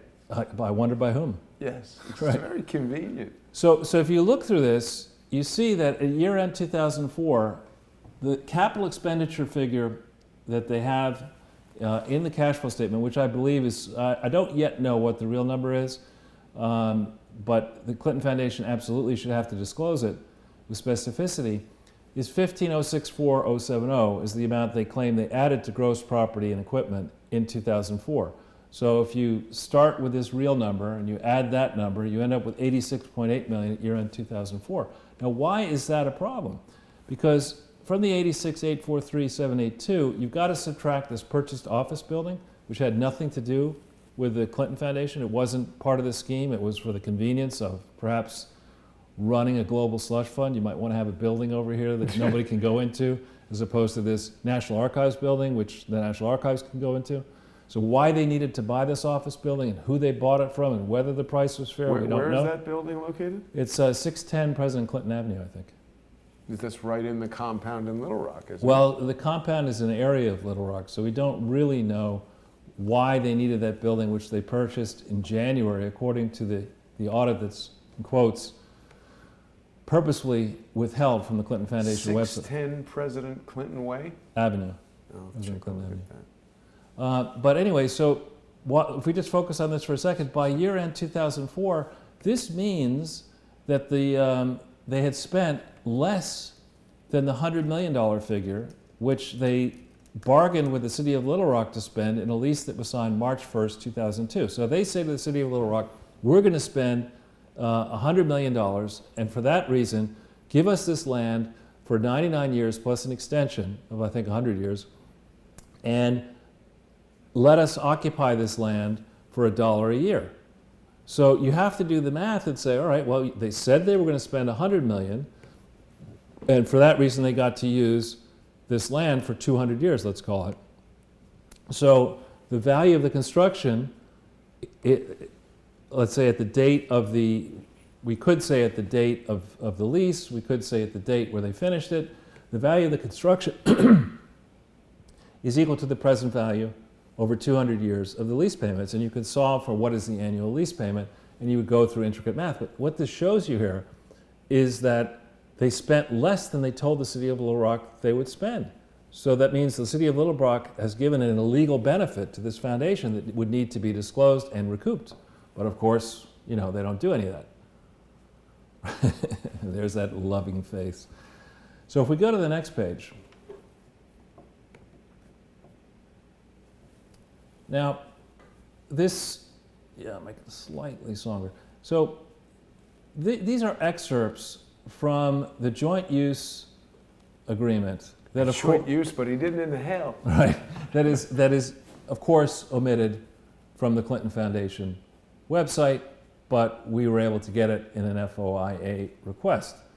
So in the first instance, the foundation, in this National Archives and Records Administration grant in 2004, the foundation is carefully defined to include Bill Clinton, Ira Magaziner, Bob Harrison, and others who at the time of putting this joint use agreement together that was signed and became effective November 18th, 2004, when the foundation opened its doors to the public. This says that when National Archives and Records is talking about the foundation, they mean the extended foundation. And the foundation has to make representations and warranties that are truthful in order to coax the National Archives and Records Administration to agree to accepting this grant. Okay, what you got there, 610? Yeah. Yeah. Now, why you would need to spend call that a $2 million building is beyond me. Especially in Little Rock or wherever it is in Arkansas. I mean, it's got, wow, wait a minute.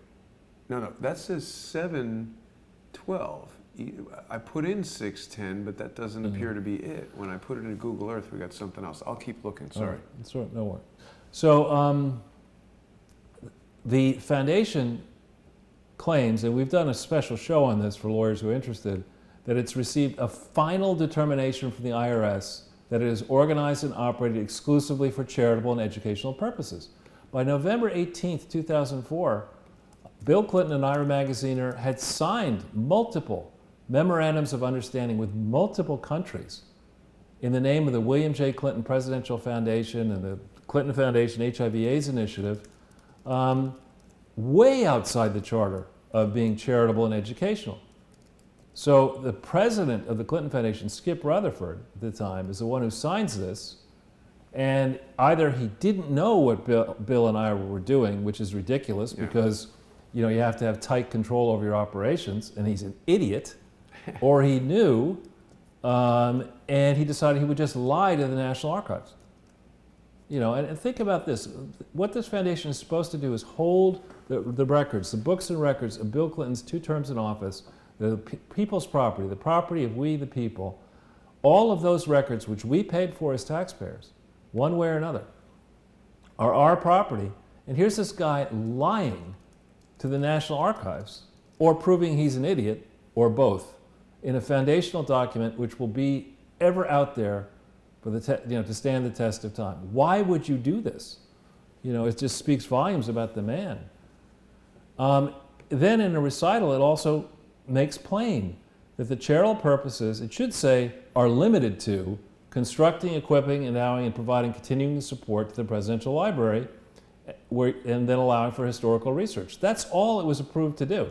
This is drafted in a way to suggest that there are other purposes, but there are no other purposes.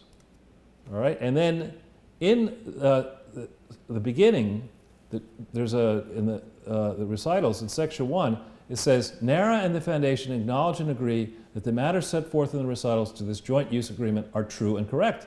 They're not. They're obvious lies. So how, you know, who was doing the legal work here? Was it Doug Band? It's Truman the Tiger. It's just, yeah. There's something very strange about this building, Charles. It's not that easy to locate. Yeah. Maybe it's underground. Maybe it's certainly a small building. I mean, it doesn't look like a 2 million. I mean, I think it might be this. No, it's not that. But let's do that at another time, just because. Okay, sure. So if we go to, I mean, at this time, on the 18th of November 2004, the Clinton Foundation was neither lawfully organized or lawfully operated. And under the terms of the statutes that deal with presidential libraries, what they were attempting to convey from this non-charity was by a license an interest, a use interest, in a building that was indebted, encumbered. And I don't believe, again, I'm not a lawyer, but I don't believe that this transfer complied with the statutory requirements for making a donation of a partial interest to the National Archives and Records Administration. So if we go to the next page. Yeah, you're right. That was a Marriott hotel. Now this is definitely, people are going to be scratching their heads on this one, but this Clinton Foundation, the original one, was supposed to be a 170B1A6 organization, which is a strict definition. I have it right here for you to read. You'll see, let's just hit this Clinton Foundation org sites default thing, this one. The second one? Yeah. So for you doubters out there who are going to doubt my conclusion, let's just show you the hard evidence, because I do believe in looking at evidence. Note here, we have determined that you can reasonably expect to be a publicly supported organization described in sections 509A1 and 170B1A6. Okay, that's the type of organization they were supposed to be. That's it. And if we go back in now, all right, so this says are publicly or governmentally supported museums of history, art, or science, libraries, community centers, does not say anything here about fighting climate change or HIV/AIDS or doing anything outside the United States of America. It's crystal clear. Hurricane relief. Yeah, or hurricane relief, or too small to fail. Gold mine searches. Or too crooked to operate a charity is one of their initiatives. Yeah, exactly. But so this thing never complied with the 170B1A6 requirements, which include proving that you get a substantial part of your support from a government unit and from the general public. This Clinton Foundation did not disclose its government support, details of its government support, in its 990s, its informational returns, for 1998 through 2007. The line government grants is 0. Okay, so how could you be publicly supported if you have no government grants in this time frame, and you haven't even deigned to fill in your forms to explain to the IRS? And how come the IRS didn't say, how can you claim you're a publicly supported organization when you're not filling out these key lines in your 990? How come Lois Lerner didn't catch that? Oh, well, Lois Lerner. She's too busy locking up Steve Stockman. Right. And so there's also, we've talked this term of art, that charities have to be organizations. That's why I bolded in red. They can't be what's called a formless aggregation of, it's Chelsea and Charlotte and their Socks the cat, or whatever the name of their cat was, or dog, or Skippy, Mittens, whatever. It now has to be a real organization. It has to be an organization, association, or a corporation, association, or a trust. You can't just have like this willy-nilly group of people at different addresses and locations who may or may not know what the hell's going on. That's not a charity. So we go to the next page. I do believe President Clinton Avenue doesn't even go up to 610. It might. Now here's another one, but you could be right, Jason. Then we look at this, what happened in 2005. It's a little bit even more curious what happened in 2005, okay? So let's start at the bottom here, at the foundation level. When you go from year-end 2004 to year-end 2005, they show an increase in gross property and equipment of $8,073,128. Okay? Ordinarily speaking, the amount by which gross property and equipment changes, if it goes up on the asset side, that means it's a capital expenditure. You spent $8 million, to cause it to rise from $127 to $135 million. But in the cash flow statement, they say, no, no, no, our capital expenditures were 19, almost 20 million bucks. So that means there's an overstated cash flow drain on the cash flow statement, 11,878,696. Okay, and again, I told you have to reconcile these things. If one is the cash flow is lower by 12 million, you've got to find a source somehow. Well, how do they do that? Accounts payable and accrued expenses on the balance sheet goes down by 9.6 million, but they claim in the cash flow statement that it went up by 2.292. And look at this once again, random numbers. Perfectly balanced. And this set of work was done again by June 9th, 2006. So BKD made and the Clinton Foundation, the trustees and BKD, and if lawyers were involved, made a conscious decision to cook the books. You beat me to the graphic. I'll get some water. So, just as a side note, that President Clinton Avenue is a small section of something called East Market Street that does not appear to go up to 610 by any means. So, is this yet another fake address? We'll find out. And how can they do such a thing? We will find out. So, so back in here, this shows that if we go to the top of the page a little bit. That's right. That's right. So, showing the pancake cookout on the ledger. There you go. So year-end 2004 to 2005, you see the changes here, and this shows that the value of gross property and equipment goes to 94.9 million. That includes the $2 million purchased office building and the $1 million Hot Springs land. So that means the Little Rock complex is only 90.6 billion. Right, and that's less. Still way over though. Then that's less than the 100 million that they told the city of Little Rock they'd spend in 2002, but very close to the building permit application that we talked about a number of shows ago, which showed I think 86 million. So this set of issues, these gross, glaring errors, right, are the kinds of things that the chief financial officer of CDI, the contracting firm, John Glasgow, might get killed over and would certainly care about and would certainly be a matter for discussion. If the Clinton Foundation is saying we spent 165 million and they're CDI, they're the prime contractor, and they didn't see anything close to 165 million, you would think the folks at CDI would be in a discussion with Clinton Foundation, you got to stop talking about this because it's not 165 million. And if you had somebody who was basically stubborn and difficult, like John Glasgow, properly so it was, you could see how raising this matter after June 9th, 2006, when Hillary's going into a campaign, and then announcing January 20th, 2007, she's running for president, and then making it very difficult for the 2006 audit to come together until January, I think, 9th, 2008, which is way past the filing deadline. There's just enough evidence here that if we had a functioning FBI, a functioning state police in Arkansas, we would be reopening the murder case, the death case of John Glasgow. It's interesting to note that a Google search for the exact title of our video about that does not bring up the video. Wow.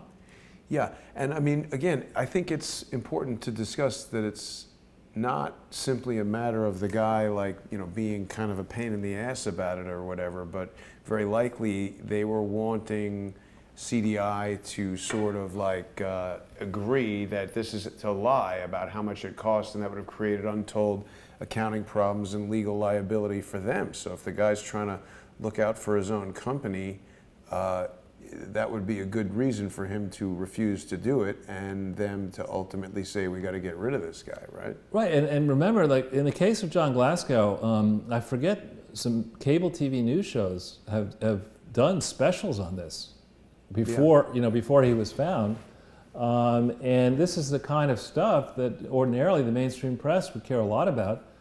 And maybe John Glasgow's family has moved on and they don't want to know about this. Well, his brother never called me back. I did reach out. I mean, if they've been threatened and one of their family members is strangely missing, you could understand their loss of enthusiasm for an open discussion about it. Right.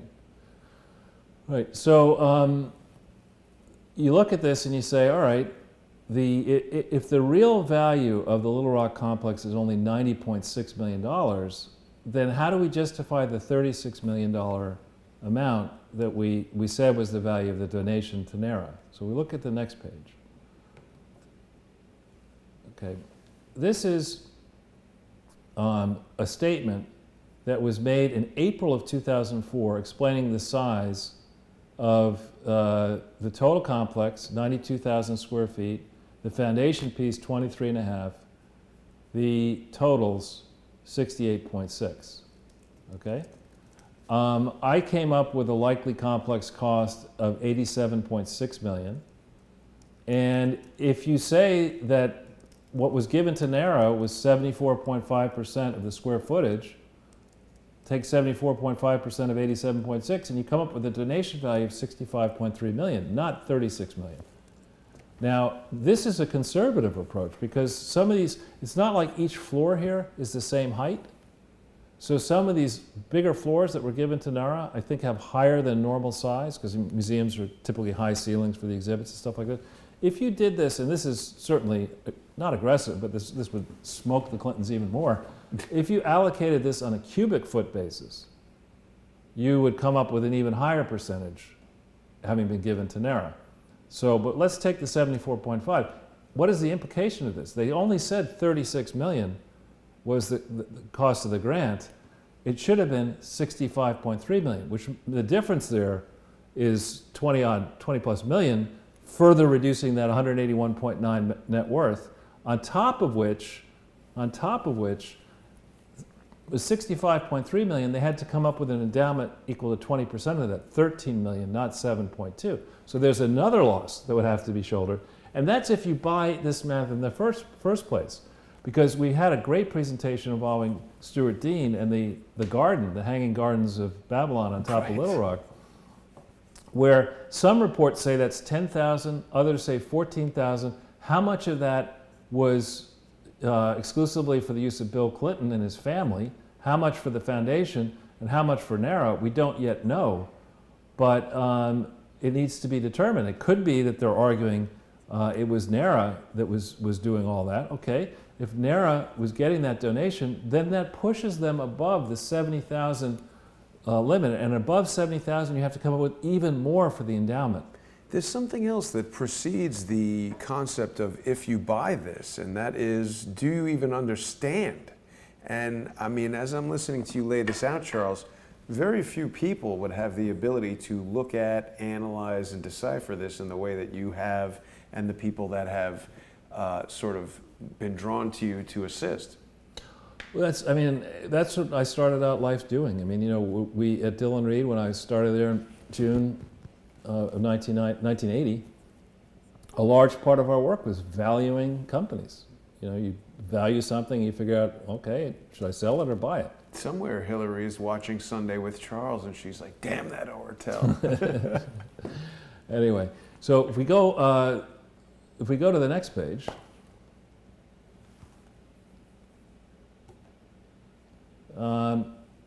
Remember I said that we were going to discuss how much of the activities of the Clinton Foundation are unauthorized, right? Wasn't it easier to determine if any of them are authorized? Well, here's your chart. So you wouldn't get, these are the revenues, the contributions and grants rather, the contributions and grants, total contributions and grants, to each of the disclosed entities of the Clinton Foundation. None of these figures are available on the Clinton Foundation website. They've all been hidden, and we got these figures from the real filing that they made in New York State and California. So if you look at this, the foundation, and bear in mind, this foundation includes Clinton Global Initiative, which is never authorized, Alliance for a Healthier Generation, never authorized, but giving them the benefit of the doubt, saying anything they say is validly organized. 22% of the revenues in this period, 22% of the contributions and grants were for authorized purposes, 78% were for unauthorized purposes. Wow. Another important point here is that in the grants, these are the government grants, virtually all the government grants, some $307 million were to an entity, CHI, that did not legally exist. Okay? So tell me, how did these governments justify writing checks, and to whom did they send the money if the entity didn't legally exist? Did they send it to the Clinton Foundation in Little Rock? Did they send it to the Clinton Foundation in New York or in Boston? I don't even understand how they cash the checks. If you spell your name wrong, the bank gives you a problem. Well, the way they did it is in Arkansas, they got legally filed a form. We have a copy of it, granting the Presidential Foundation or the Clinton Foundation, in theory, the right to use the fictitious name of Clinton Foundation HIV/AIDS Initiative in January of 2006. So, as a guess, what they did is they had people send the money. Government sent the money into Little Rock, and then Little Rock sent it wherever it wanted to do. But so, if that's the case, you've got so many crimes here. You've got an entity soliciting foreign governments in a foreign location and in various U.S. locations without registering properly, a charity that didn't exist. So the act of soliciting all that stuff across state lines and all the communications that would have been in emails probably that are missing, all of that is criminal behavior. And then once you take the money under false pretenses and turn around and spend it, that's all criminal behavior. And this is a pattern and practice involving, just here we have $500 million in 3 years. $500 million. And the distinguished firm of BKD didn't stop to ask the question of climate. What the hell is climate? It was never set up as an entity in this time frame. They tried to set something up called C40 Large Cities Project in 2010 and afterwards, but in 2007, 8, and 9, there was no climate, there was no CHI. I can't find any evidence of a CHDI, which is the joint venture with the Scottish charity. There's the forms for CGSGI are all do not disclose properly. The Clinton Haggis Initiative. That's the Scottish one. But, and more to the point, in the 990s, the federal tax forms, you're supposed to list out all the countries where you have control over a bank account. Here you have something in Scotland. Did they list Scotland? No. Here you have something in Canada. Did they list Canada? No. So, I mean, you look at this, and we've talked about this before. Accountants have reminded me, and I've reminded you, that if you cannot keep track of your revenues properly, chances are nothing that you are talking about is accurate, right? We always remember in a company or a charity, we remember who our large customers are. You can't even keep track of that, then it's highly unlikely that any of your expenses are going to be correct. So here we get then to the meat and potatoes section, page 15. I went through, and I am not a tax accountant, but I was able to go and take a look at the tax rates that exist at state level and federal level, and take the position, here's the so-called declared income, the difference between revenues and expenses. In most years, it's a profit, right? So then I went and I said, let's assume that this was actually a corporation, not individuals. What would the corporate income tax be in Arkansas? You see that that adds up to $12.8 million, assuming that the Arkansas tax authorities would take the position, we don't buy the fact that you actually lost money in 2007 and 8. We're going to, as a guess, the way they would do this is they would challenge all the expenses. They just say, okay, you declared your revenue, but your expenses, we're going to disallow all your expenses because you shouldn't spend any of that money anyway. And they'll just tax you on the income. So this is a more conservative way, generous to the Clintons, of saying how much trouble they're in. This is $12.8 million in Arkansas taxes by my calculation. You would subtract the Arkansas taxes from your total taxable income to come up with your federal taxable income, in my view. And then you do the federal tax calculation, and that's another $64 million. So here's $77 million in liabilities. You have the stolen money would have to be returned. You know, this net worth of 181.9 could actually be zero or negative. So if 181.9 is wrong as a year-end net worth for 2009, obviously, you know, we don't even have to think about the last presentation where we talked about all the mistakes that are made for 2010 through 17. All that work by definition is wrong, right? And I've taken you through this because we had the Moriartys on for about 40 minutes. It's taken me approximately an hour to make that case. Okay, 1 hour. It's 5:30 Central, right? Yeah. Oh, 2 hours. Charles, that's a bad math error. Well, you have this thing The here. clock You is have set the wrong wrong. The clock. clock I'm in the is wrong set. time zone here. Well, that would be 3 hours. Whatever. Anyway, it's Whatever. a long. It's a long day. It is. So anyway, here we have so much evidence that is just staring you right in the face. And think what this House Committee on Oversight, they can ask the U.S. Attorney, what the hell have you been doing since January 4th, 2018? What have you been doing with all your resources, the FBI insiders, your agents? We know what the FBI can do when it wants to aggressively go after somebody. Look at what Mueller's been doing. Right. Right? We know what they can find when they're determined to. We also know what happens when the FBI goes into Comey mode and says, my job now is not to find crime, it's to protect the Clintons. That's what I do as head of the FBI. To leak it to Ben Wittes. Right. So I bring this up to say this is just the first level of trying to recover money would be, and we could do these calculations out through 2017, there's a massive sum of money which the state of Arkansas can get back, in which the federal government can get back, which foreign governments can get back. And this is before considering penalties and interest, which can be prohibitive. When the IRS wants to throw the book at you, they do aggressive calculations, and penalty interest rates are extremely high. Yeah. You're talking about going back to 1997. You're talking about setting an example here that will resonate around the world. The penalties are often like, are you kidding? When you see it. And then you can call them and be like, what is this about? And they're like, man, you pay this much, it'll be okay. Right. Well, that's just a negotiation. That's how they get you to call them. Right. You see that number and you're like, what the hell? Right. It works. Generally, it does. Or alternatively, you just send money to Lois Lerner and they don't call you. Well, sometimes they even say, like, if you submit this or that document, they'll review it and give you a new number. And sometimes that new number is like $100. Yeah. And they do make mistakes. I mean, it's possible also, I would point out, and this is something for the Oversight Committee, it is highly likely that there are crooked people still in the IRS protecting the Clintons. Yeah. So with that, there's one final page for those, and this is going to kill you, this page, but for those of you who want to check how I went from 2004, reversed the cash flow, and got year-end 2003, there's the calculations. You can look at it at your leisure.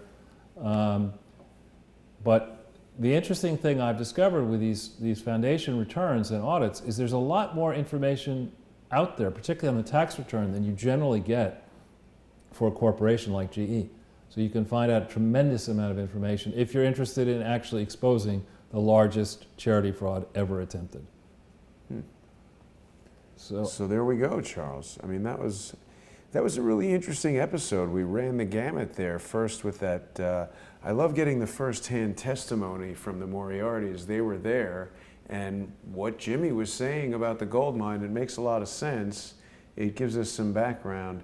People can go back into the archives of Crowdsource the Truth. Just last week, there was some more conversations with the Moriartys. I want to thank everybody for sticking with us. We've had a tremendous audience today, about 1,200 most of the time. Yeah. And I want to remind everyone that Crowdsource the Truth is audience sponsored, so please go to patreon.com/crowdsourcethetruth and become a sponsor. I've been quite surprised, Charles. I'm getting more than one email from people who say they love the show, they watch all the time, and I ask them, have you seen, this or that exclusive show on Patreon? And they didn't even know that there was patreon.com/crowdsourcethetruth. So they can watch exclusive shows with Ole Damagard on Mondays. We've got More Pain with Michael Moore on Tuesday. Don't have an exclusive Patreon show on Wednesday. We'll be closing in again on Wednesday. But then on Thursday at 7 p.m., we've got the intelligence assessment with Kevin Shipp. And on Fridays, we've got reverse engineered crime scene investigations with David Hawkins. I'd like to get you and David talking because there's a lot of stuff that he does that ties into some of the crimes related to the Clinton Foundation. And I always find when we have these interchanges where the various people that I'm meeting throughout the course of doing Crowdsource the Truth, there's a lot of crossover and they don't necessarily know about each other's work. So we're creating a really unique kind of synergy here that's fueled by the crowd and people watching suggest guests. I would never have met you if it wasn't for Crowdsource the Truth, and I think we've been able to do a lot of great stuff together. Everyone is really looking forward to what's going to happen on December 5th. I hope it's not another, Trey Gowdy, high school play audition where he just yells at Hillary Clinton a lot and makes a lot of good meme sound bites and does nothing. Well, that December 5th thing is going to be not going to be public, I don't think. So no memes. But I think it's a good sign that President Trump is traveling this week, because a lot of times things happen when he's out of town. Why is that? I don't know, but it's just a pattern. He lets big things happen when he's out of town. So, and I think it's a good thing that this is now more front of mind. I'm beginning to see more and more reporting. As I've mentioned in the past, I'm in touch now with many mainstream reporters in print, television, and radio. And as this thing moves forward, let's hope, for the benefit of posterity, of people of any political persuasion or even apolitical people, let's hope the United States under Donald Trump and this Congress, let's hope that they're brave enough to, if need be, appoint a real special prosecutor to go after this and to get to the business of modernizing legislation and regulation so that U.S. charities operating internationally, particularly those connected to powerful people, are subject to controls and penalties when they go awry. Yeah, let's hope that does happen, because so far they've been, as you say, running riot all over the place. Definitely want to thank you for another amazing presentation, Charles. Unfortunately, I clipped off a little bit of that opener, which I spent so much time putting together, so I think I'm going to take us out with that. Please do. Once again, if I can get that together here. All right, there we go. So Charles, thank you again for another wonderful Sunday with Charles, and I'll see you on Wednesday. Thank you, Jason.